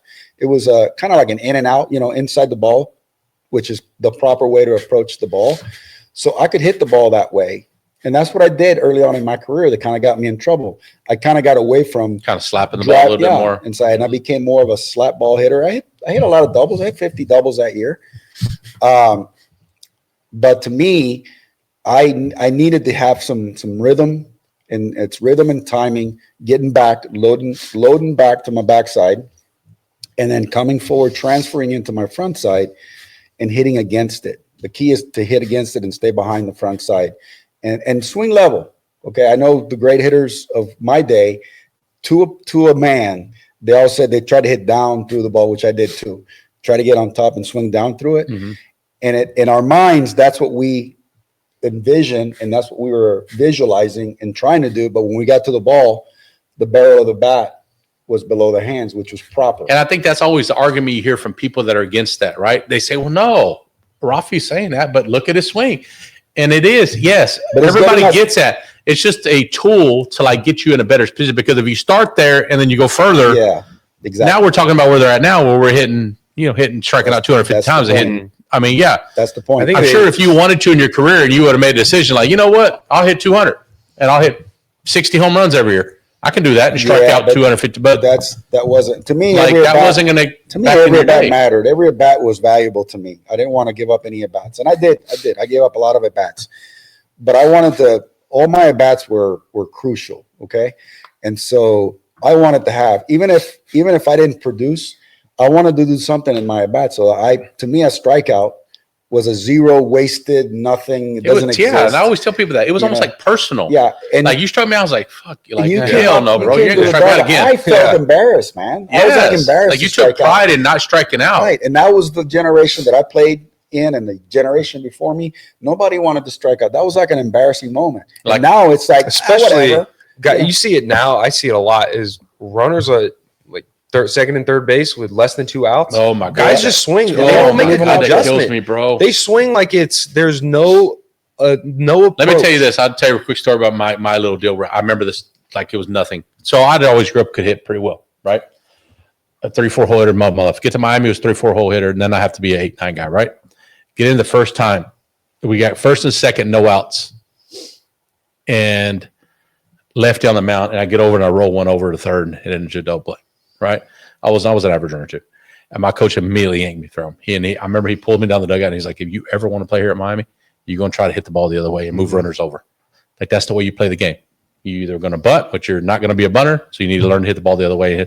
And I'll never remember that. Like guys, you get a guy on second with no outs, and they're just flying open. Yeah. Foul ball, Well, foul when ball, you- foul ball, When strike you out. played, if you struck out, they would chew your ass out. Like the It older happened. players on the team would you come in, you didn't show your 100%, face in because the I mean, as a dugout. hitter, you were a middle of the guy your whole life too. Like you wanted a guy on third with less than 2 outs. Like you're like, shit, thank you, bro, because I can barely miss it a fly ball and a sack fly. I'm good. Like And I see now it you too, see like, guys, it's like striking out, it's almost and like you're they like, don't oh know my how to goodness, hit, bro. because you see like with runners at second and third base, you're not going to get a fastball middle third. Like they're probably going to bounce some breaking balls. And no, they're what they swinging do at now, it. if you look at playoff baseball, especially right now, to me, deep in playoffs, World Series, right? They'll get a man on third with 1 out, and what do? Midfield comes in. Mhm. I remember as a hitter, I was like, all right, thank you. Just play Because pepper I with the just guy. went from Yeah. a 300 hitter to a 450 hitter, Yeah. like If you can put all the day ball long. in All you play. gotta do is put the ball in play. Play a little pepper. Like, Show yeah, them you're the going to swing strike back. out. What do you remember what your, I mean, not every year, but what was your average probably strikeouts a year if you were guessing?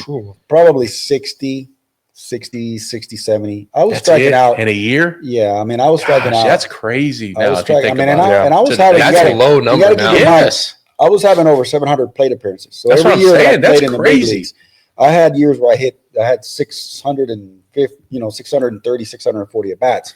But then you got to add the rest of them because I had a bunch of walks and stuff. So every year I had over 700 plate appearances, and I was striking out, 60, 70 at the most. So I when like you to- hit, did your two strike approach change at all, or do you were pretty consistent with the bat? I know, but were you trying to say, okay, let me It did. Let me- I mean, I wasn't trying to cut my try to swing put the ball down in play here? because my swing doesn't need it. It didn't need. Yeah, to. you're kind of different. Like you weren't. I had a compact, Yeah. controlled swing, so I wasn't changing my my approach in that manner. But when you get to 2 strikes, you got to expand. And I've heard hitters and coaches nowadays say when you get to 2 strikes, you got to bring the strike zone in a little bit more. It's like you have to be a little bit more precise, and it's the opposite. Okay, because when you have 2 strikes, you got to cover. You actually now have to cover the whole square, the whole strike zone, and you have to even cover a little bit more than that. So to me, the only thing that I was that I changed was what I had to cover. Yeah. Now I've got to swing if it's anywhere close. Yeah, and I always told my kids like, strikeouts suck. I didn't like them. Like I hated them. I took it personal right when I played, but I was like, But the worst thing I could do is watch strike three. Mhm. Like just standing there and you're like, bro, That's terrible. That's like you're right. your Expand the son, stone yeah. a little bit. I don't need it to be because sometimes they like even my older son. He's like he thinks it's like freaking t-ball, dude. He'll go up there first pitch. I'm like, where's that at? He goes, well, Dad, it was like this far off the plate. I'm like, you're 6'6", bro. Like, Well, and that's the other What? thing about Like, hitting that you I get don't a think, fastball. I don't think hitters today understand exactly who they are as hitters, other than I'm going to just hit a home run. Because when I was playing, if somebody threw me a two-seamer out over the plate that was, a strike, I wasn't going to swing at that. That's not my pitch. Mm-hmm. At some point during the at-bat, I'm thinking that I'm going to get a good pitch to hit, and that's not the one. And I was good enough with two strikes to be able to hit with two strikes. I wasn't afraid to hit with two strikes. So I waited. I mean, I hit a lot of home runs with two strikes. Pitchers made mistakes with two strikes, but I wasn't about to give up my at-bat on the first or second pitch, slider down and in, roll over. Or for sure. I know we've talked about a lot two-seamer about or a fastball with up, your pop it kids. up. Yeah. For the most part, I was real selective with what I swung at early in the count. I tried to work the count in my favor. That's one of the things that, if you look at the counts, the batting averages and counts, like when you're 2-0, everybody hits 300. Yeah, see, I always thought that was kind of a cheat code of hitters, Of course, right? I take two really good sliders down and away, and I don't swing at one of them. Now I get myself in a good hitters count. Where now I can kind of really sit fastball, middle. Like now I can sit, right, where I'm not getting myself in that. You get into a 3-1 count where you took some good pitches.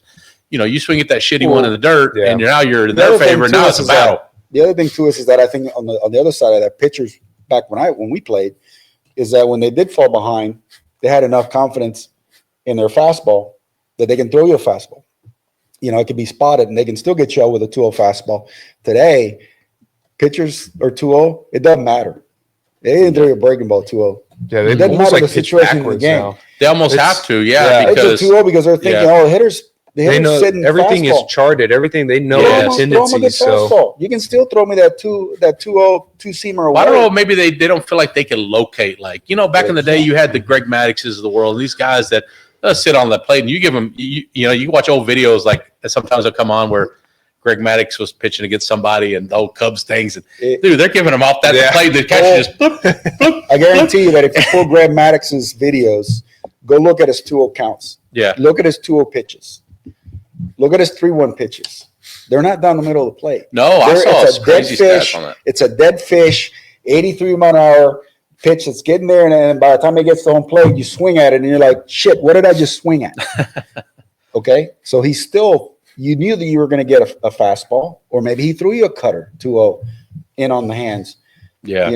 But he was able to throw those pitches and get you out, even though it was 2-0 count. Those guys were more annoying to me because you would come home and you'd be 0 for 4, and you'd be like, but now it's serious, bro. Like again, like he wouldn't blow you. Like you face a Randy Johnson, you're like, all right, dude, this is tough. Like he's throwing in a slider. I'm gonna, you tip your hat. But you go home from like I don't know if it's Greg Maddox. It could be any guys. It could have been Jamie Moyer, as far as I know. Like, and you're like, I can't believe I just went 0 for 4. Listen, I think the game is the players are great. There's a lot of great pitchers. There's a lot of great hitters. I just think the philosophy has changed, and it's all or nothing.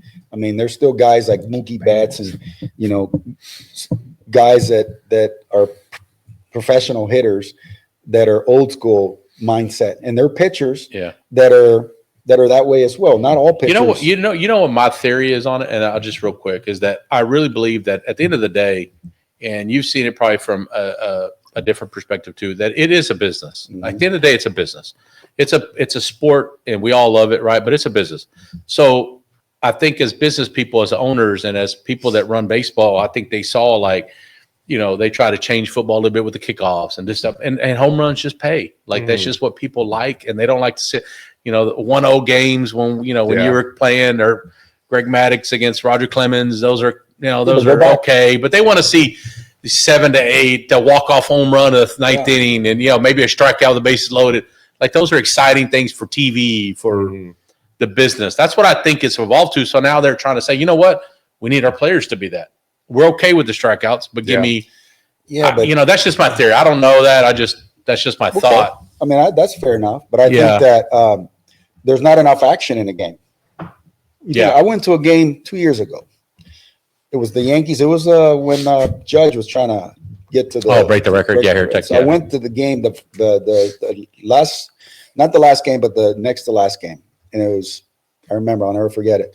Combined, there was 20, there was 17 and 12, like 30 to 35 strikeouts combined, both teams in a regular 9-inning game, which means that more than half of the outs were strikeouts. Yeah. There's no action.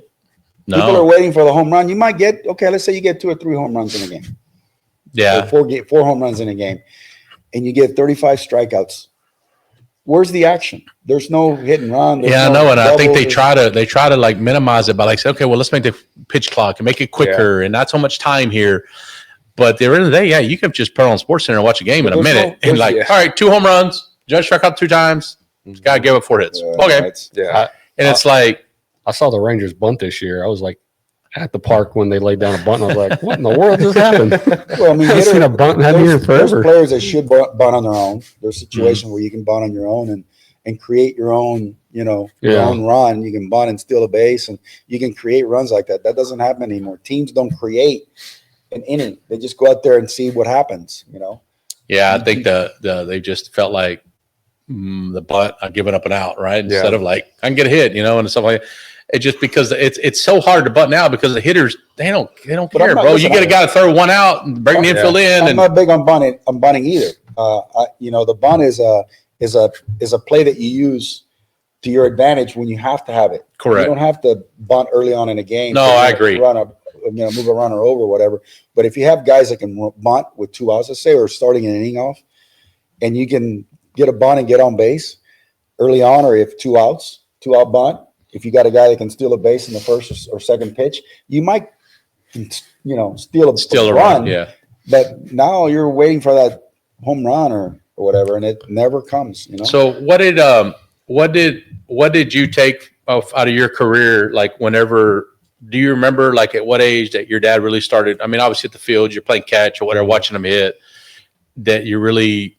Like, did you play with the Dallas Mustangs, you said growing up? Do you remember, like, did you start like at 10, 11 U or you're playing on teams? I didn't. So I started later because I was 15 when he got done playing. Okay. So we were still traveling around. I played on like a couple teams up in Baltimore, just like little rec teams just to get some at-bats and stuff. Okay. But mainly my work was going to the field with him. And then you were kind of just hitting it there or whatever. So I feel like that set me back a little bit because Preston was playing a lot as a little kid.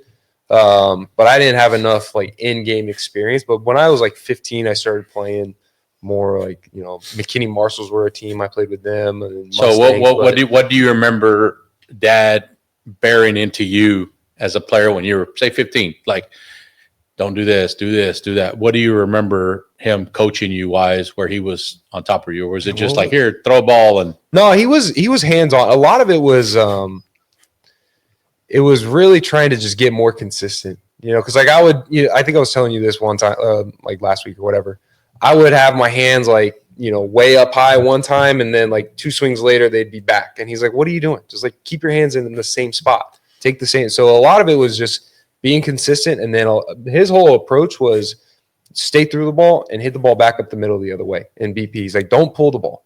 Don't never pull the. So that's what we focused on, like growing up. But he was always like, he was a guy that tinkered with his swing. So we started doing the same thing. So like when I was always changing little things here and there, just trying to find that thing that would click and that would work.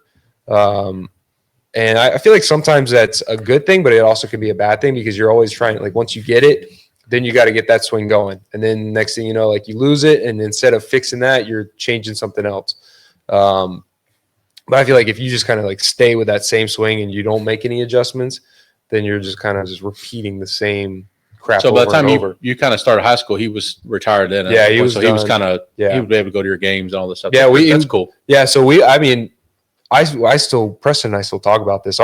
My favorite times were we'd come home from school, get some food. It's the same thing he did. We'd come home, get some food, and then go up to the cage at Colleyville and hit for an hour and a half. I always feel like that's like the, especially as a dad, as we get older, you kind of those moments to capture you, and you are a little bit older now. So my kids are 15 years old. Mm-hmm. Like once they get a car and girls get involved and sports, like they're kind of gone. your time with quality of time that I get with my kids now. Sometimes, listen, and I don't know if your dad's ever noticed, I just go up to TPN. I just sit there and watch, man. Yeah. Like 30 minutes or an hour, because that's the time I get. And like, I love my kids and I want to spend time with them.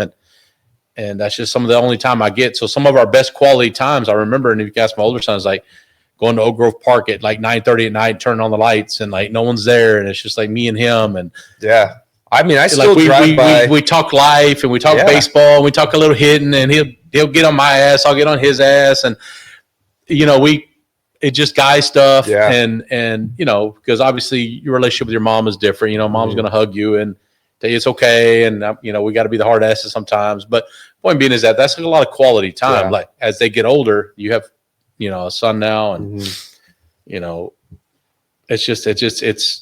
I don't take that for granted at all, because when they're I remember the day when I think the kids got a car or something, and they at fifth grade, I'd go pick them up from school every day. So that little 20-minute drive home every day. Hey, how was your day at school? Like, hey, what was going on? And like, I missed that. Yeah. Like I missed that as a dad, and as a parent, you miss that, because my kids are my best friend. They're my love of my life, and I love them to no ends. It's just like your dad's going to do anything for y'all, and all the stuff that we sacrifice and do for our lives, we do for y'all, and I do for my kids. And so it's tough, and I don't ever like, when I coached my kids when we were younger, I always felt, and I think I joked about this with your dad the other day, my dad was really hard on me too. So as a kid, you didn't understand either. I didn't understand either. It's just that I didn't appreciate the later life. But I always remember, I was like, oh man, how can I be that way with my kids? And sure enough, I catch myself in the moment, like, don't do this and do that, and kind of been on them, and I'm like, oh shit, like that was my dad. Like that was my dad, and I would be like, I'd kind of catch myself like, all right, cool. Because sometimes as dads, and I think your dad said this, love, and I actually told my kids this the other day, because I said it, but they don't listen to me, right? So I'm like, I am never going to give my kids bad advice. Like if I'm telling you, it's just because out of love. No one's going to love you more. No one's going to, there'd be 1,000 people that are going to give you any type of advance because maybe it benefits them in some sort of way or whatever the case is. But as a dad, I'm never going to do that. And it's just hard for them to understand, because it's always hard, I think, and maybe you understand this, Rafi, is that to separate dad and coach. Like if I'm a coach and I tell you, and I don't know you, right? You take it. I'm not your dad, right? Or if your dad says the same thing to you, the personal, it's hard to turn it off and do it, right? And kids are different. I don't know how about you. Maybe you could tell us, like with Lale, I can kind of jump his butt and get on him, and he'll talk back a little bit, but he's good. Like he'll walk away. Like, Luke, when he was young, I get on him, he'd cry. Yeah. Like, Dad. Preston was Like it would hurt his feelings almost, right? And I was telling him as a coach, I really would. If you're in a cage with him, I've seen you work with Preston, is that you only tell him because you love him and you're trying to help, and you fucking hit a lot of home runs, man. Well, so but sometimes it's hard for them to separate. Like maybe Dad's disappointed in me, or Dad's all like, and you're not. With Tanner, raising baseball last year, because he's up there. I mean, we've known him now for what, 7 or 8 years. When he first started. And I noticed that, he's a senior now in high school. So I've seen his growth. I've seen his progress. And I've been watching, we've been going up to TPA now for several years. And I see him and his dad up there arguing. And I could see he's getting on his dad, and his dad's getting on him, and he's cussing him out. And I pulled him aside one day and I said to him, you're going to find out that the one guy that's going to always have your back is that guy. He wants what's best for you. Okay. So whatever he tells you, whenever he gets on your ass about something, it's not to piss you off. Okay. You can get pissed off, but he's doing it because he loves you, and he's never going to turn his back on you, and he wants what's best for you. So whatever it is that he's telling you, that he sees, listen, even if you don't agree with him, understand that he's doing it for your own good, and he's never going to ever betray you or leave you hanging. He's your best friend. He's your dad and your coach, and he's always going to be your best friend. He's never, nobody's ever going to mess with you, man. So just don't be so confrontational with him. I know that, you're a kid and you're starting to mature as a person, and you get your own ideas now. You got a lot of great ideas about what you're doing, but I did it too. And whether it's right or wrong, He may not be approaching it the right way, or maybe he's telling you the wrong thing, but always keep in mind that he's doing it to help you. He wants what's best for you. He's not trying to freaking trick you. He's not trying to, tell you something that's going to hurt you. Yeah, and I always feel like that. That's a good way to put it. It's like you always feel like I'm trying to trick my kids. Like, you're not trying to in any way. I'm like selling you, get your foot down on time and turn it. And it's always like, I'm like, all right, bro. Yeah, it's like I look back on it and I'm like, man, I was such a knucklehead. I was so freaking hard headed, and I was like, I thought I knew everything, and I was like, this guy doesn't know what he's talking about. And I look back and I'm like, I wish I would have just shut up and listened to him. And it's hard as a 16, 17, 18 and I told him, I said, like, when you have your kids, you're going to realize, as a dad, you're going to realize, what I went through with you guys when you guys were kids as your dad. Correct. You're going to go through it. 100%. And you're going to go through the same thing. You're going to have coaches that are going to, that are going to mistreat your kid, and you're not going to like it. And you're going to have to find a way to address that, because I never let anybody screw with them at all. And I did it. Sometimes I did it in a not such a great way, but that's the only way that I knew. But when I felt that somebody was, mistreating them or disrespecting them, I don't give a shit who you are. I don't give a shit who you are. You're going to hear from me. I went to their school to confront coaches, because I felt that I don't give a shit who you are. You're not going to mistreat my son. I kind of feel that way. I don't have any problem doing that either. I'm the same way. Like as a dad and as somebody, obviously you played at a super high deal, but I 100% agree with you. Like, I think like that's what I'm here for. You can argue with me, we can butt heads, but like kind of what your dad did with you, right? But you ain't gonna do that to my kid. Like I'm the same way. Like we go to TP all the time too, and I tell the guys even there, like when I pay people or give them money, whatever, I'm like, listen, I do not want to walk in here and see my kid standing in a different stance. I've kind of laid the foundation. Mm-hmm. Just throw to them. Yeah. Be nice to them. Be the mediator. Like, you're good. And then I'll find my way somehow of getting my point across in the way I need to, right? Like last night, we went to dinner somewhere in Carrollton, me and the kids. Luke was in my car, which is very rare now these days, right? It's me and my wife and Luke in the back seat.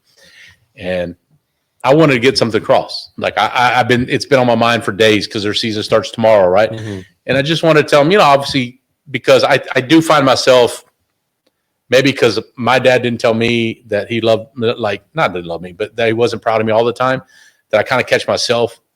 It's kind of hard to tell him, and so I wanted to find a way to tell him. And the season started, and like, I'm proud of how you're working and keep going and yada, yada, yada, right? And so in the car, I bring it up, and then he starts talking baseball. And I tell him last night, I was like, listen, he's like, yeah, I'm really excited. I'm tired of buttoning practice and scrimmages. And, so like, we're playing somebody else tomorrow. And I'm like, I said, Luke, what you got to remember is that tomorrow as a dad is super special to me.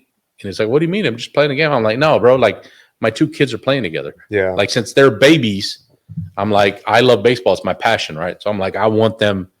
I can't wait till they get to high school. I can't wait till they get to college and pro ball. Because, as we all, when you're little babies, when you're baby, your dad thinks, this is my baby boy, And so I was just like, you're going to be, he's starting on the mound. He's hitting leadoff, right? And he's going to start on the mound. I said, you don't understand, Luke, is that you have an opportunity to stand on the mound tomorrow in front of people in the crowd and whatever is there. And you can look to your right and your brother's playing third base. Mm-hmm. Like, and you got to see it from my point as a dad and as your mom. Like, that's really freaking cool, bro. Yeah. Don't take that for granted, because you're going to take it for granted and you'd be like, oh, damn brother. Because all they do is argue, like typical brothers. So I'm like, bro, it's special. Yeah. Like, I don't take a second, like step off, take a second, look, because you only have this opportunity for a year. Yeah. And as a dad, what more is your dad? I mean, I know, I think you said y'all didn't get to play together, and your brother really. No, we missed each other by a year, right? Years, yeah. Because we're. But as a dad, how cool! I mean, that's not like that's super, super cool to be able to have your brother, and they're gonna they hopefully they take advantage of it and understand the deal of it, because like, it's like sitting here in your dad's room. It's like they have all these balls and jerseys and bats and stuff like that, and I'm super cool to see this, that you kept that stuff, because maybe at the time you're like, whatever, man, but now you're probably really thankful that you have all this stuff, because it's the memories of what you've built and what you've done and your accomplishments. And it's something to be super, super, I know you're a very humble guy, but it's It ain't humble to somebody sitting in this seat and Mike's seat. Trust me. Yeah. To touch on what you were saying about, Luke and Lale playing together, like Jackson and Ethan Holiday played together. Jackson's senior year. Yeah. And, Jackson's done a ton of incredible things. Like he's 20 years old in the big leagues, like youngest player in American League history to hit 3 home runs back to back to back. And still, like, one of his favorite baseball memories is playing with his brother in high school baseball. Did they hit? Do you remember if they hit back to back? They hit back to back home runs. See, in, like multiple games, like they bro, hit like, 2 and 3. Like you I think would never. Jackson hit 2, Ethan hit 3, and they hit back to back home runs. That's crazy. Times. Like that'll never probably happen again, unless So it's Boris cool. can work his magic one day and they can play on the same team. Both making $1 billion each by that time. Like, that's what I always tell people. Like, bro, like where does this stop? Like, who's the next guys? Like, you play them. You just got to give them the here. I own the Pirates. You can just have the Pirates, bro. Come play for me. Well, there's a couple guys coming up. You I got know. like Gunnar Henderson and Ellie De La Cruz and Jackson probably. I mean, these guys they're like rewriting what it is to be a superstar in the big leagues. One of my highlights of my career is something to do with your kids. Playing. We played together too. together. Yeah, independent ball. We played together. Oh no shit! I didn't know that. we That's played really together. cool. Not only did we play together, but we homered in the same game together. Yeah. Oh wow. We didn't That go is back really to back, cool. but we did home We in hit the same homer in game. the same game. Tin, isn't that cool? It's still the best moment. Don't I be ever my played. son, bro. Where you don't take that. I would be you at don't first take that base. special, bro. No, That's I- like. That was an adventure, though, I have to tell you. But I would at first. Where was base- that? Huh? Where were y'all playing? In Cleburne. Oh, Cleburne. The American Association. That's really cool, bro. It's an independent ball league here, but Yeah. anyway, It was fun. It was fun until he was playing first base and I was playing third. And if I didn't hit him in the chest every single time, he'd get pissed. And so I started getting the yips, man. I was like, I got Did you really? Yes, I couldn't. I would I would always throw from kind of like down low and kind of sink the ball back I know, over. but I didn't do it just for you. I would in my career, I did it for my teammates. I know. When they started freaking messing around, lobbing me balls, I would get pissed and say, "Dude, just freaking hit me." But you were at that time, you were young and you could move around a lot better. He couldn't move. He couldn't jump. He couldn't move. So I started throwing balls, and I started like they get a little higher and higher, and I started getting the yips a little bit. Start thinking about it as soon as you get. I throw. gotta hit my dad in the He was chest. at first base, and plus there was a wind coming from. The wind like blew Nah, bro, you across. make all kinds of excuses now. I know. This was like wind southern. It was like Yeah, was it? 20 mile an hour winds coming straight from first to third. And so I'm like trying to make I'd like get on top and try to like throw it had at to throw it over here so that the ball. And he'd come in, he's like, hit me in the damn chest. I'm like, oh my God, here we go. This is not good. I'm getting the yips over here at third base. But it's still like now I look back on it and it's like fun. We joke about it. And That's really cool. So I didn't know it's that. cool, That's a good deal. I mean, that's kind of one of the highlights of my baseball career is that I was always his dad and coach, but we were never, obviously never teammates, but we were able to play together right here and, hitting the same lineup and be on the field the same. It's almost like LeBron and his son. Yeah. Like, people give LeBron a lot of shit but about it's it. something you. But I'm like, not who many people cares, get bro? to Like, do. you're It's awesome. you're one of the greatest players ever in LeBron. You know what? If you want to play with your kid and that's what you've earned, We were in Winnipeg, though. We were on a road trip to Winnipeg, and the local newspaper did a story on us, the Winnipeg paper there. And but anyway, we were getting ready for a game, and Patrick was one of these guys that kind of showed up late to the field. I mean, like right before the game starts, and you go out and stretch and do your running. And typically, you go out like 15 minutes for first pitch, just to give you enough time to make a few throws or whatever. yeah. And I'm sitting there stretching, doing my little sprints or whatever. And I'm like, where's Patrick? And I'm like, yeah, he's not out here yet. And about 5 minutes before the game starts, he freaking strolls out of the dugout and he's doing, the little freaking bullshit stretches that I've never seen. And I'm like, I looked at him and I'm like, what the hell are you doing, man? I'm like, why aren't you out here stretching and warming up? Because we typically would throw and warm up and stuff. Yeah. And he's over there freaking doing some crazy shit that wasn't doing anything but just messing around. And then he jogs a couple and then he comes back in. And I got so mad. He started yelling and we're about to freaking throw. So we come in the dugout and our catcher gets between us. Okay. And I'm over here like MFing him and you get freaking doing this kind of shit here. This ain't how we do it, man. And whatever. I don't remember what I was saying. And he's over here yelling at me, and our catcher is between us. He's just keeping us apart. And so the next day, the paper, they have the story and they have a picture of us. And it's that picture of us. And they're like, the headline is, father and son in the dugout, Oh, they ran with that. They love It's that. the love it, greatest time, and they didn't realize that we were about to We're freaking fight. fighting I over was like, there. you're doing that shit, man. So Do it right if you're gonna do it. But anyway, That's it funny. was awesome. That's good. Playing with How him many was games awesome. did y'all play together about, do you think? Well, there was 100 games in the season, and you probably played I played half about of them. 30. I mean, I got hurt. He had his I knees freaking- almost Okay, well, how'd you hit? Tell me how you hit. How'd you hit? So, okay, this is the most frustrating thing. I mean, not Did he out frustrating. hit you? Is He that what out you're hit the about? whole league. If he would have been healthy, he would have been the best hitter in the league. Dude, here's how it started.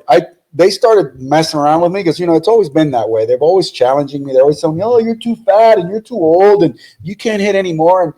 And so they've always, They probably pissed y'all know what you they've did. always kind of, did that.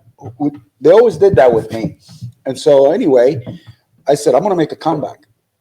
And they're like, nah, you're too old. You don't have any bat, whatever. And so I started taking batting practice. I'd go in my garage and we had a swing away where I'd freaking go in there and hit for like 30 minutes. And then I started taking batting practice off the machine. And so I got ready. And so I went out there and we did our little tryouts and stuff. And, it felt weird because I hadn't played in this was like 6 or 7 years ago, right? 2018, I was 50. 53. I was 53 years So you're old. waking up some bones that hadn't been Yeah, boned up in a I while, man. was still doing stuff with them, He still work out, and he I would do still work stuff. out. And he was like, You're still throwing out I there, wasn't yeah. like MVP every day. I wasn't completely away from the game. Yeah. I was still involved, but I just hadn't seen live pitching. And so, although I did play in that little one game in Sugar Land, where I got 2 hits. But anyway, I went out and started playing, and freaking dude, I was freaking. He was You can raking. take it from here. It was crazy. I'd never Were seen you anything. just like amazed? Dude, Like, okay, oh my so goodness. Ball hit it squared up. Preston would call me, or he'd call us, and he'd be like, Your "Man, dad still talking I shit over there. Well, Ball squared up. this was before he started playing. But Preston would call and be like, "Damn, I squared the ball up, but I hit it right into the shift," and he'd be like, "Hit it through the shift." He's like, "You don't understand. It's not that easy."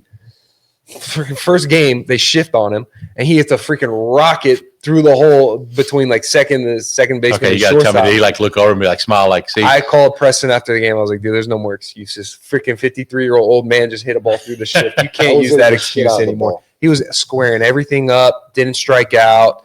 They would shift on him, and he'd just let the ball get deep, and he'd shoot the ball down the left field line. I mean, it was like watch it. Honestly, It was a nice one. But guys in his age, in his head, that was easy work, bro. it was. But Like, if they did that, that's why I say when people do that, I'm like, what? and all the guys on the team were like, man, I can't believe this. Like, this is crazy. He's like, you don't understand. These guys are like high school pitchers to me. Like, you don't understand who I face. Like, I have 12,000 big league at bats. Yeah, the against experience best and pitchers everything. in Yeah, it's in like baseball. I always tell people, like, I grew up, I was a big Tony Gwynn fan. Mhm. I was like, bro, if they would have done the shift to Tony Gwynn, they'd be shifted the other way. Yeah. Like, they would everybody's pull side right now. Yeah, like, they would have had to shoot the other way. Yeah, like the hand-eye coordination doesn't I leave. told the guys because they couldn't understand how I was doing it, and I just basically said to them, look, first of all, I believed in it. When I decided to do it, it wasn't like I was just messing around. I actually Yeah, you don't want to 100%. embarrass like I yourself in actually a sense. 100% believed that I was going to be able to, compete and do well. And then when I started playing and I started seeing guys that I was facing, every time I looked out on the mound, I was like, who's this Joe Blow guy that I'm facing? He's throwing 92, 93 miles an hour. How the hell is he going to get me out with that shit? That was my mindset. And I believed in it. I don't know if I was going to be able to do it, but at least I knew that I believed it. And so when I started freaking producing, I was like, freaking shit. I mean, it's like If he would have been, like if it would have riding a been bike. me, if he could have taken my body with his swing and everything, he I would would've have been been in the signed big and in the big I would leagues have been in in the a big month. leagues, but I got hurt again. My knee. He just couldn't do it physically. He couldn't do I it. tore His my knee was meniscus. I tore my meniscus again. So Oh, you did? I was Yeah. on one leg again. So every time I hit I should have had like 20 doubles in 30 games because I hit balls in the gap and I had to stop at first base. That's I hit so a ball down crazy. the right field line and hit the wall back there and I had to stop at first base. that's What? incredible. Yeah, that's crazy, man. I missed 2 weeks. I remember I didn't pick up a bat for 2 weeks. I would go to the ballpark with these guys and I would either throw BP. Yeah, he was like a second coach. Too. Yeah, He I would was throw hitting BP. He I was was hitting fun balls helping. to these guys. Maybe through BP sometimes when my knee didn't feel too bad. But I didn't pick up a bat like batting practice or anything for 2 weeks. And we go to Chicago. And I remember people saying, yeah, Chicago has a nice ballpark. It's a real nice ballpark to hit in. And so he and I started walking because the hotel was like next, like 1 block away from the ballpark. And so we're walking to the ballpark and we're walking outside the right field side. And I'm looking and I see the flags. Not hard, but the flags are blowing out to right. And I told him, I said, I'm playing tonight. Yeah. He had like Took advantage. I'm playing tonight. So I got in the. And so you had to pick up a bat in 2 weeks. I hadn't picked. Solid flags. I'm playing. I haven't taken batting practice. Nothing. I haven't done shit in 2 weeks. And I got in the. We got to the clubhouse and I went into the manager's office, and I said, "Hey, I'm in the lineup tonight. Put me in the lineup." Very first AB, the guy gets me to 0-2 and he throws me a lollipop slider, and I went, "Bam!" Freaking 2-run homer. Came back and the guys are like, "How the hell did you do that shit?" I mean, I'm like, "Dude, it's all here." It's like I have a computer up here, and I saw the hanging slider, and it was just like it just automatically did it. And so next time up, I come up, same thing, man. Same pitcher on the mound, running on first. He tries to freaking throw me a 92-mile-an-hour heater. I went, bam, another 2-run homer. That dude's better than And me. I'd have just put you like, on. dude, you just how? I'm like, dude, I'd have just put him on. Just I put had him like on. 12,000 plate appearances against the greatest pitchers of all time. Yeah, you should have just I'm not. dropped the bat right there. Did that mic drop. So I'm done. I'm done. Next time up, boom, line drive off the right field down the corner. I had like 4 or 5 RBIs in that game. I was like 3 for 4. It was crazy. I mean, every game, the games that he played in, if you would have played the whole season, it would have been 300, 30 home runs, 100 something RBIs. But it was. I would have won. That was come away some new respect for your that father. was when I was like, and we kind of get into this argument every now and then where I'm like, you were born to hit. And he's like, no, I worked. I'm like, I'm not saying you didn't work at it because you worked at it. But there's guys like Michael Phelps. That dude was born to swim and win the gold medals he won. This guy, he was born to hit a baseball because like what I saw that year, that's just a God-given ability. But my argument to that with like I'm not saying you don't work. See the Phelps thing, okay? The only reason that he was able to accomplish all these things was because first of all, he worked at it. And he was outworked that guy. He was like a fish, but you look at his body.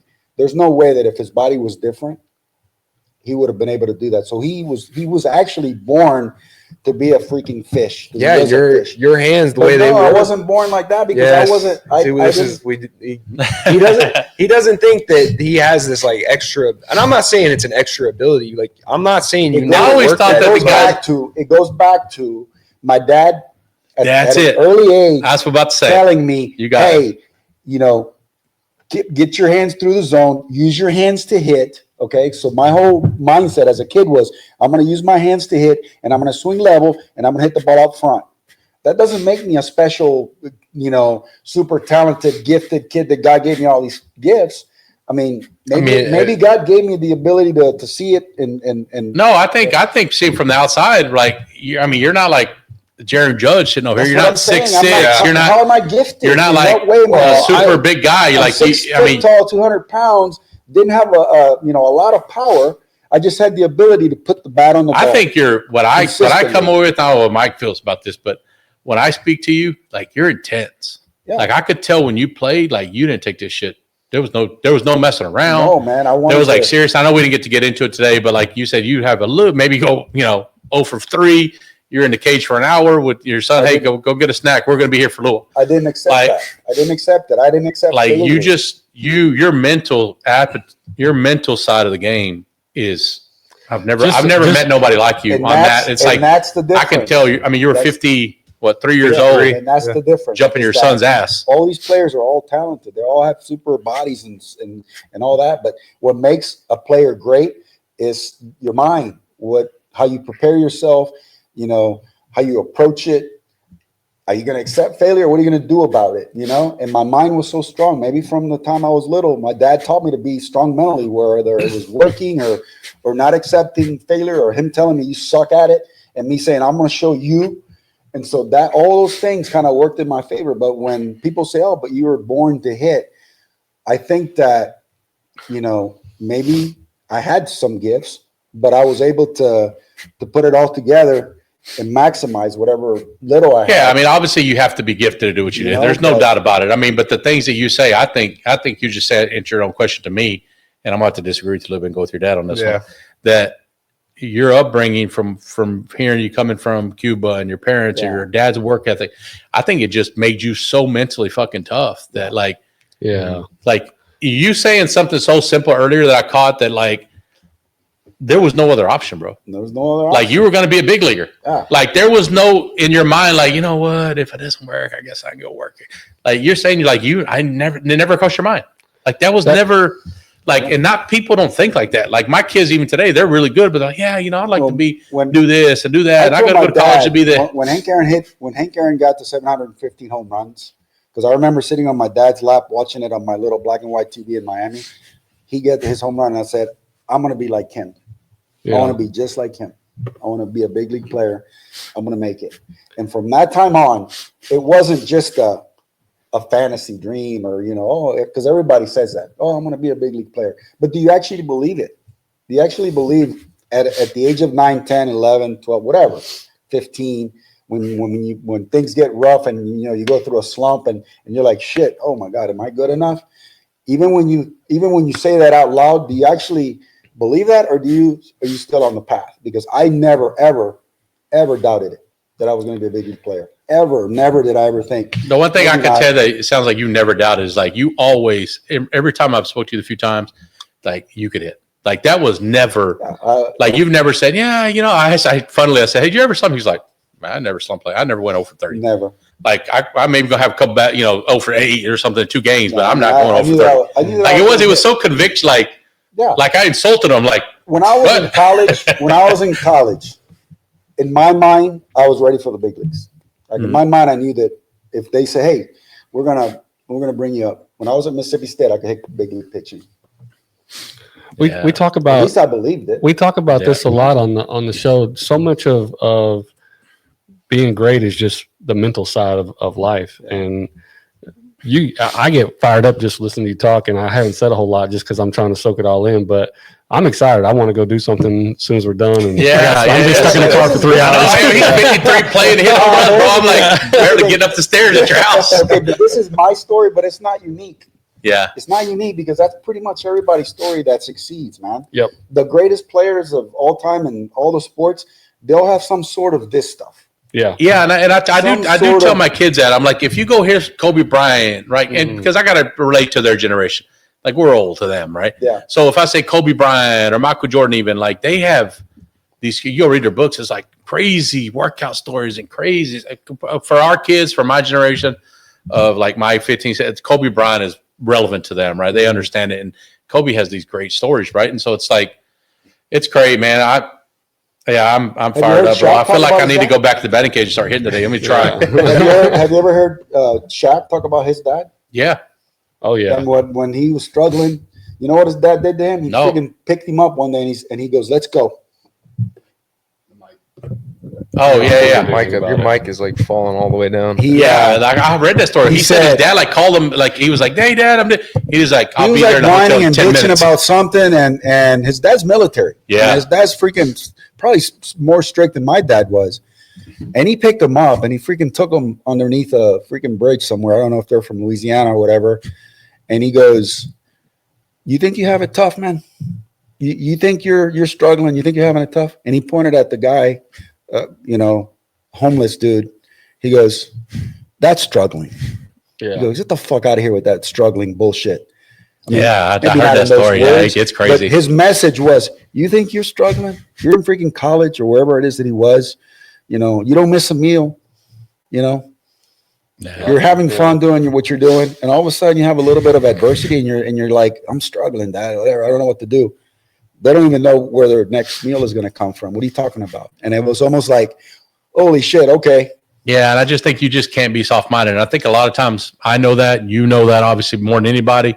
So when your kids are kids and you're training them, you're trying to instill that into them. If you don't see certain things, like to not be soft and not to be because in baseball especially, the world's going to be really difficult. And if you're not, and so we've all seen, I'm sure your dad has seen, you don't have to talk about it, but I mean, there's 25 of the guys in the locker room. There's always the 4 or 5 guys that you're like, that guy's soft, bro. Or like that dude, he ain't gonna make it, bro. Like you could see it, like stuff like that. So you don't want that to be your kids, right? Yeah. I mean, you want them to be tough because your dad knows what it takes, or people that have been around. But they're gonna struggle, that's for sure. Because baseball, life's tough. It's tough. Life's tough. Well, man.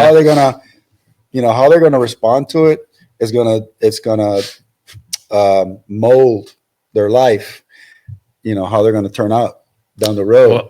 Well, for sure. You know, Well, luckily you're a grandfather now with the boy. Hopefully you'll have more than the next few years. We are. So you'll be a TPA for the next 20 years. I'll see you up there throwing He'll be 8 BP. years old throwing BP. Although I'm gonna be a little bit softer with the grandkids. I know you will be. And you know what? Your son's going to be like, "Are you serious, Dad?" I'm not gonna be this crap. I remember when you did this, and I'm like, I was telling him jokingly the other day, my brother did something. Oh, he like made a bad grade on a test, and my dad was like, "Oh, no, it's okay. Don't worry about it, buddy. Yeah. You get it next time. We'll get you a tutor." No, Like, no. I was like, "Dad, what did you just say?" He goes, "Oh, no, we'll get him." I'm I was like, gonna "Are you let serious, him. bro? You would whoop my ass. I mean, I would be terrified." I'll let him be the bad cop. All the time. Yeah, He's gonna be the bad cop. I'm gonna be the good cop. He's gonna Wow. get good advice from me on what I think he needs to hear from me. But he's gonna be the one that It is, bro. It's funny. It works that way. Yeah. Honestly, gonna Luke be the one. and my son Lale, they're 15 and 17 years old. They love my grandfather. Love him. I mean, I have a great. I love my dad to the world. I respect him. I love him. He's my mentor. He's my greatest person that I've ever been around.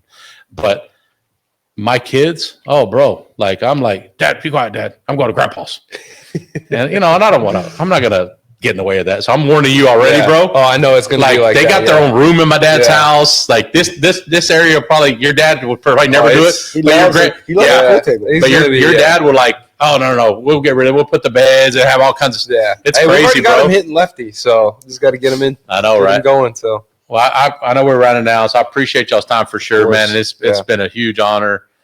I'm gonna now I get to know you. I'm not afraid to talk to you because you were one of my guys, man. You were like Man, an you can idol. talk to me all When you I want. see you at TPA, I'm like, "Oh my God, that's Raffiel Palmeiro." And I have no offense to you, but my kid's like, "Who's that, Dad?" I'm like, bro, like in my time, that was like, That's that okay. was the guy. That was Kobe Bryant. We were at the All-Star game this year down here at the ballpark, and we're at the hotel where all the players and everybody was staying, all the big names, whatever. And I'm sitting there with Harold Reynolds, one of the executives for the Seattle Mariners, and I don't know who else was with us.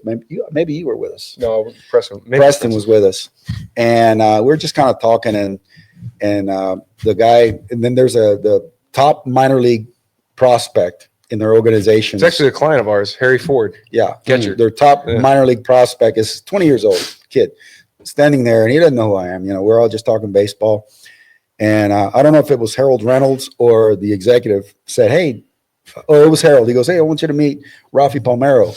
And so we shook hands. He told me who he was. The executive said, "Yeah, he's our top prospect." And the guy goes, "Do you know who this is?" He goes, "No." He goes, "You need to Google him." He goes, he's got over 500 home runs in the big leagues. And he said, and the kid goes, "What? Really? Seriously?" Yeah. And then Harold goes, and he's got over 3,000 hits too. And he goes, no way, man. So Jeez. these guys don't know anything, man. No, they don't, man. They don't. Yeah. Like it's great. Play video Like it's games, how watch the games. well, I think internet and media Yeah. has changed everything, Actually, right? you say about video games. There was another kid, and he didn't know who it was either. Same exact situation. Top prospect or high school top player. And it finally dawned on him. He goes, "I know who you are." He goes, "You're on my PlayStation or whatever." He goes, "You got a 97 grade," and I'm like, "What are you talking about?" He goes, "Yeah, I've got you on my PlayStation or Nintendo, one of those games." He goes, "I Yeah, know you from I that." can recreate the old timer Raffiel Palmeiro in the game. So that's how you know me, from the PlayStation? He goes, Yeah. "Yeah." There crazy. you go, man. See, make sure you're getting your royalty check from that, bro. I don't think there is any. So, well, I appreciate y'all's Yeah, time. yeah, Appreciate absolutely. it. Appreciate it. We look forward to obviously working with you and being around and see you at the cage. I'll definitely Well, bug your tell you ear. this, and- I've known Scott Boras for a long, long time, and I've known Scott Champerino for a long, long time, and you're in good hands, man. You're in I the best. appreciate it. You're in the best company in I baseball. appreciate it. And I told your son that that obviously I'd like him and I like him, but you were a big reason. You didn't even know it. I'm like, you're left-handed. I see what you work with your son. I was like, if I can every now and Yeah. again just hopping around in there with my son, Come man, on out. always, I would love it, bro. Told you, man, I would always. love it. So Yeah, always welcome. yeah, so we're We'll do excited. We have Mike has a big. We didn't really get into. I'll give a minute or two, but he has a big tournament business where we're bringing a bunch of teams, August 1 through 4, right, Mhm. to Burleson and Waxahachie. So we'd love to have y'all come out. It's an international World Series. There's teams from you can kind of say I don't know where. Aruba, Curacao, Dominican, Really? Mexico. So good. So they all Colombia, come Venezuela, here. So maybe Panama. if y'all are in Yeah, town, you Taiwan. can come out there and For you sure. know, you know this. I know you don't speak Spanish, unfortunately. He but can be you- my translator. I know Yeah. you can come out there and just meet the guys and Yeah. maybe shake some hands and Sure. and throw I out think it'd first be a pitch. really Do cool that. event. Yeah. And there'll be about a lot of 15, 16-year-old kids from across the world there. That'd be awesome. Yeah. So I sounds think good. it'd be really cool to have you come out and see it. So we're excited about it for sure. Well, So, great. all right, Thanks man. for Well, having thanks for us, your man. time, guys. This Yeah, was appreciate fun. it. Yeah, thank you. Cool. Hey, tune in next week. We got another MLB, former MLB player, Buddy Groom, will be on the show. We're excited to get into that as well. So tune in next week. Appreciate you. We're out.